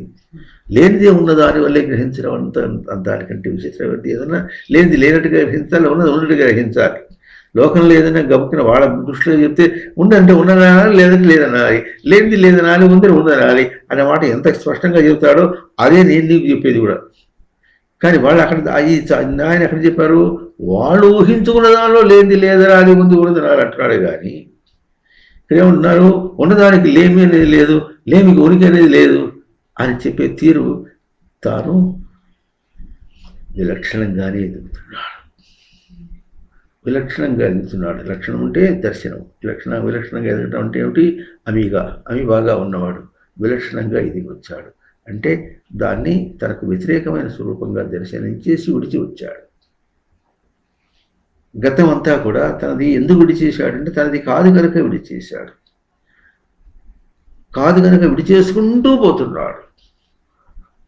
అది ప్రజెంట్ కంటిన్యూస్ అంటారు. ప్రజెంట్ కంటిన్యూస్ అంటే ఎప్పుడూ తనది కాదు అని చూసుకుంటూ ఇది కాదు ఇది కాదు ఇది కాదు ఇది కాదు అనుకుంటూనే చూసుకుంటూ వెళ్తున్నాడు. తన జీవన ప్రయాణం అట్లా జరుగుతుంది. అది కూడా గుర్తించాలి. అది గుర్తించాలంటే తనకు ఈ ఊపు ఉద్దేశం ఈ లోకంలో పడి ప్రవాహంలో కొట్టుకుపోవడం కాదు, ప్రవాహంలో ప్రవాహమై తన మీద వచ్చే వాటన్నిటినీ తాను నెట్టేసేటట్టున్నాడు. అందుకనే ప్రవాహ శబ్దానికి గముకనే ఉంటారంటే పరిగెత్తే దాన్ని ప్రవాహం అంటారు. ధాతు ఏం చూపిస్తుంది? వహ ప్రాపణి పొందుటను చూపిస్తుంది. అది కూడా ఉపమానం చెప్పుకుందాం. నీళ్లు పరిగెత్తున్నట్టుగా మనకు అనిపిస్తుంది. కానీ నీళ్లు పోయేటప్పుడు ఎట్లా ఉంటుందంటే ఆ పోతుంటే తను జారి పడకుండా తను నిలుపుకుంటూ పరిగెత్తుంది. కంగారు ఎట్లా పోతుంది, ఇట్లా నిలుపుకుంటూ పరిగెత్తుంది. ఎట్లాగో మనం పరిగెత్తేటప్పుడు కూడా పాదంతో తన్ని నిలుపుకుంటూ ఇంకోటి వస్తాడు, నిలుపుకుంటూ ఇంకోటి వస్తాడు. ఇది వాహం, వహ ప్రాపణి ధాతు. నీరు కూడా అట్లాగే పోతుంది. కానీ మనకి ఎట్లా కనిపిస్తుంది? It's apparent that it is flowing. ఈ ఫ్లో అనే పదం వాళ్ళు ఇంగ్లీష్లో చెప్పారు కనుక మనకు ఆ అర్థంతో చూస్తున్నాం. పరిగెత్తడం కాదు, నీళ్ళు పరిగెత్తడం లేదు, నీళ్ళు తను తాను నిలుపుకుంటూ పోతుంది.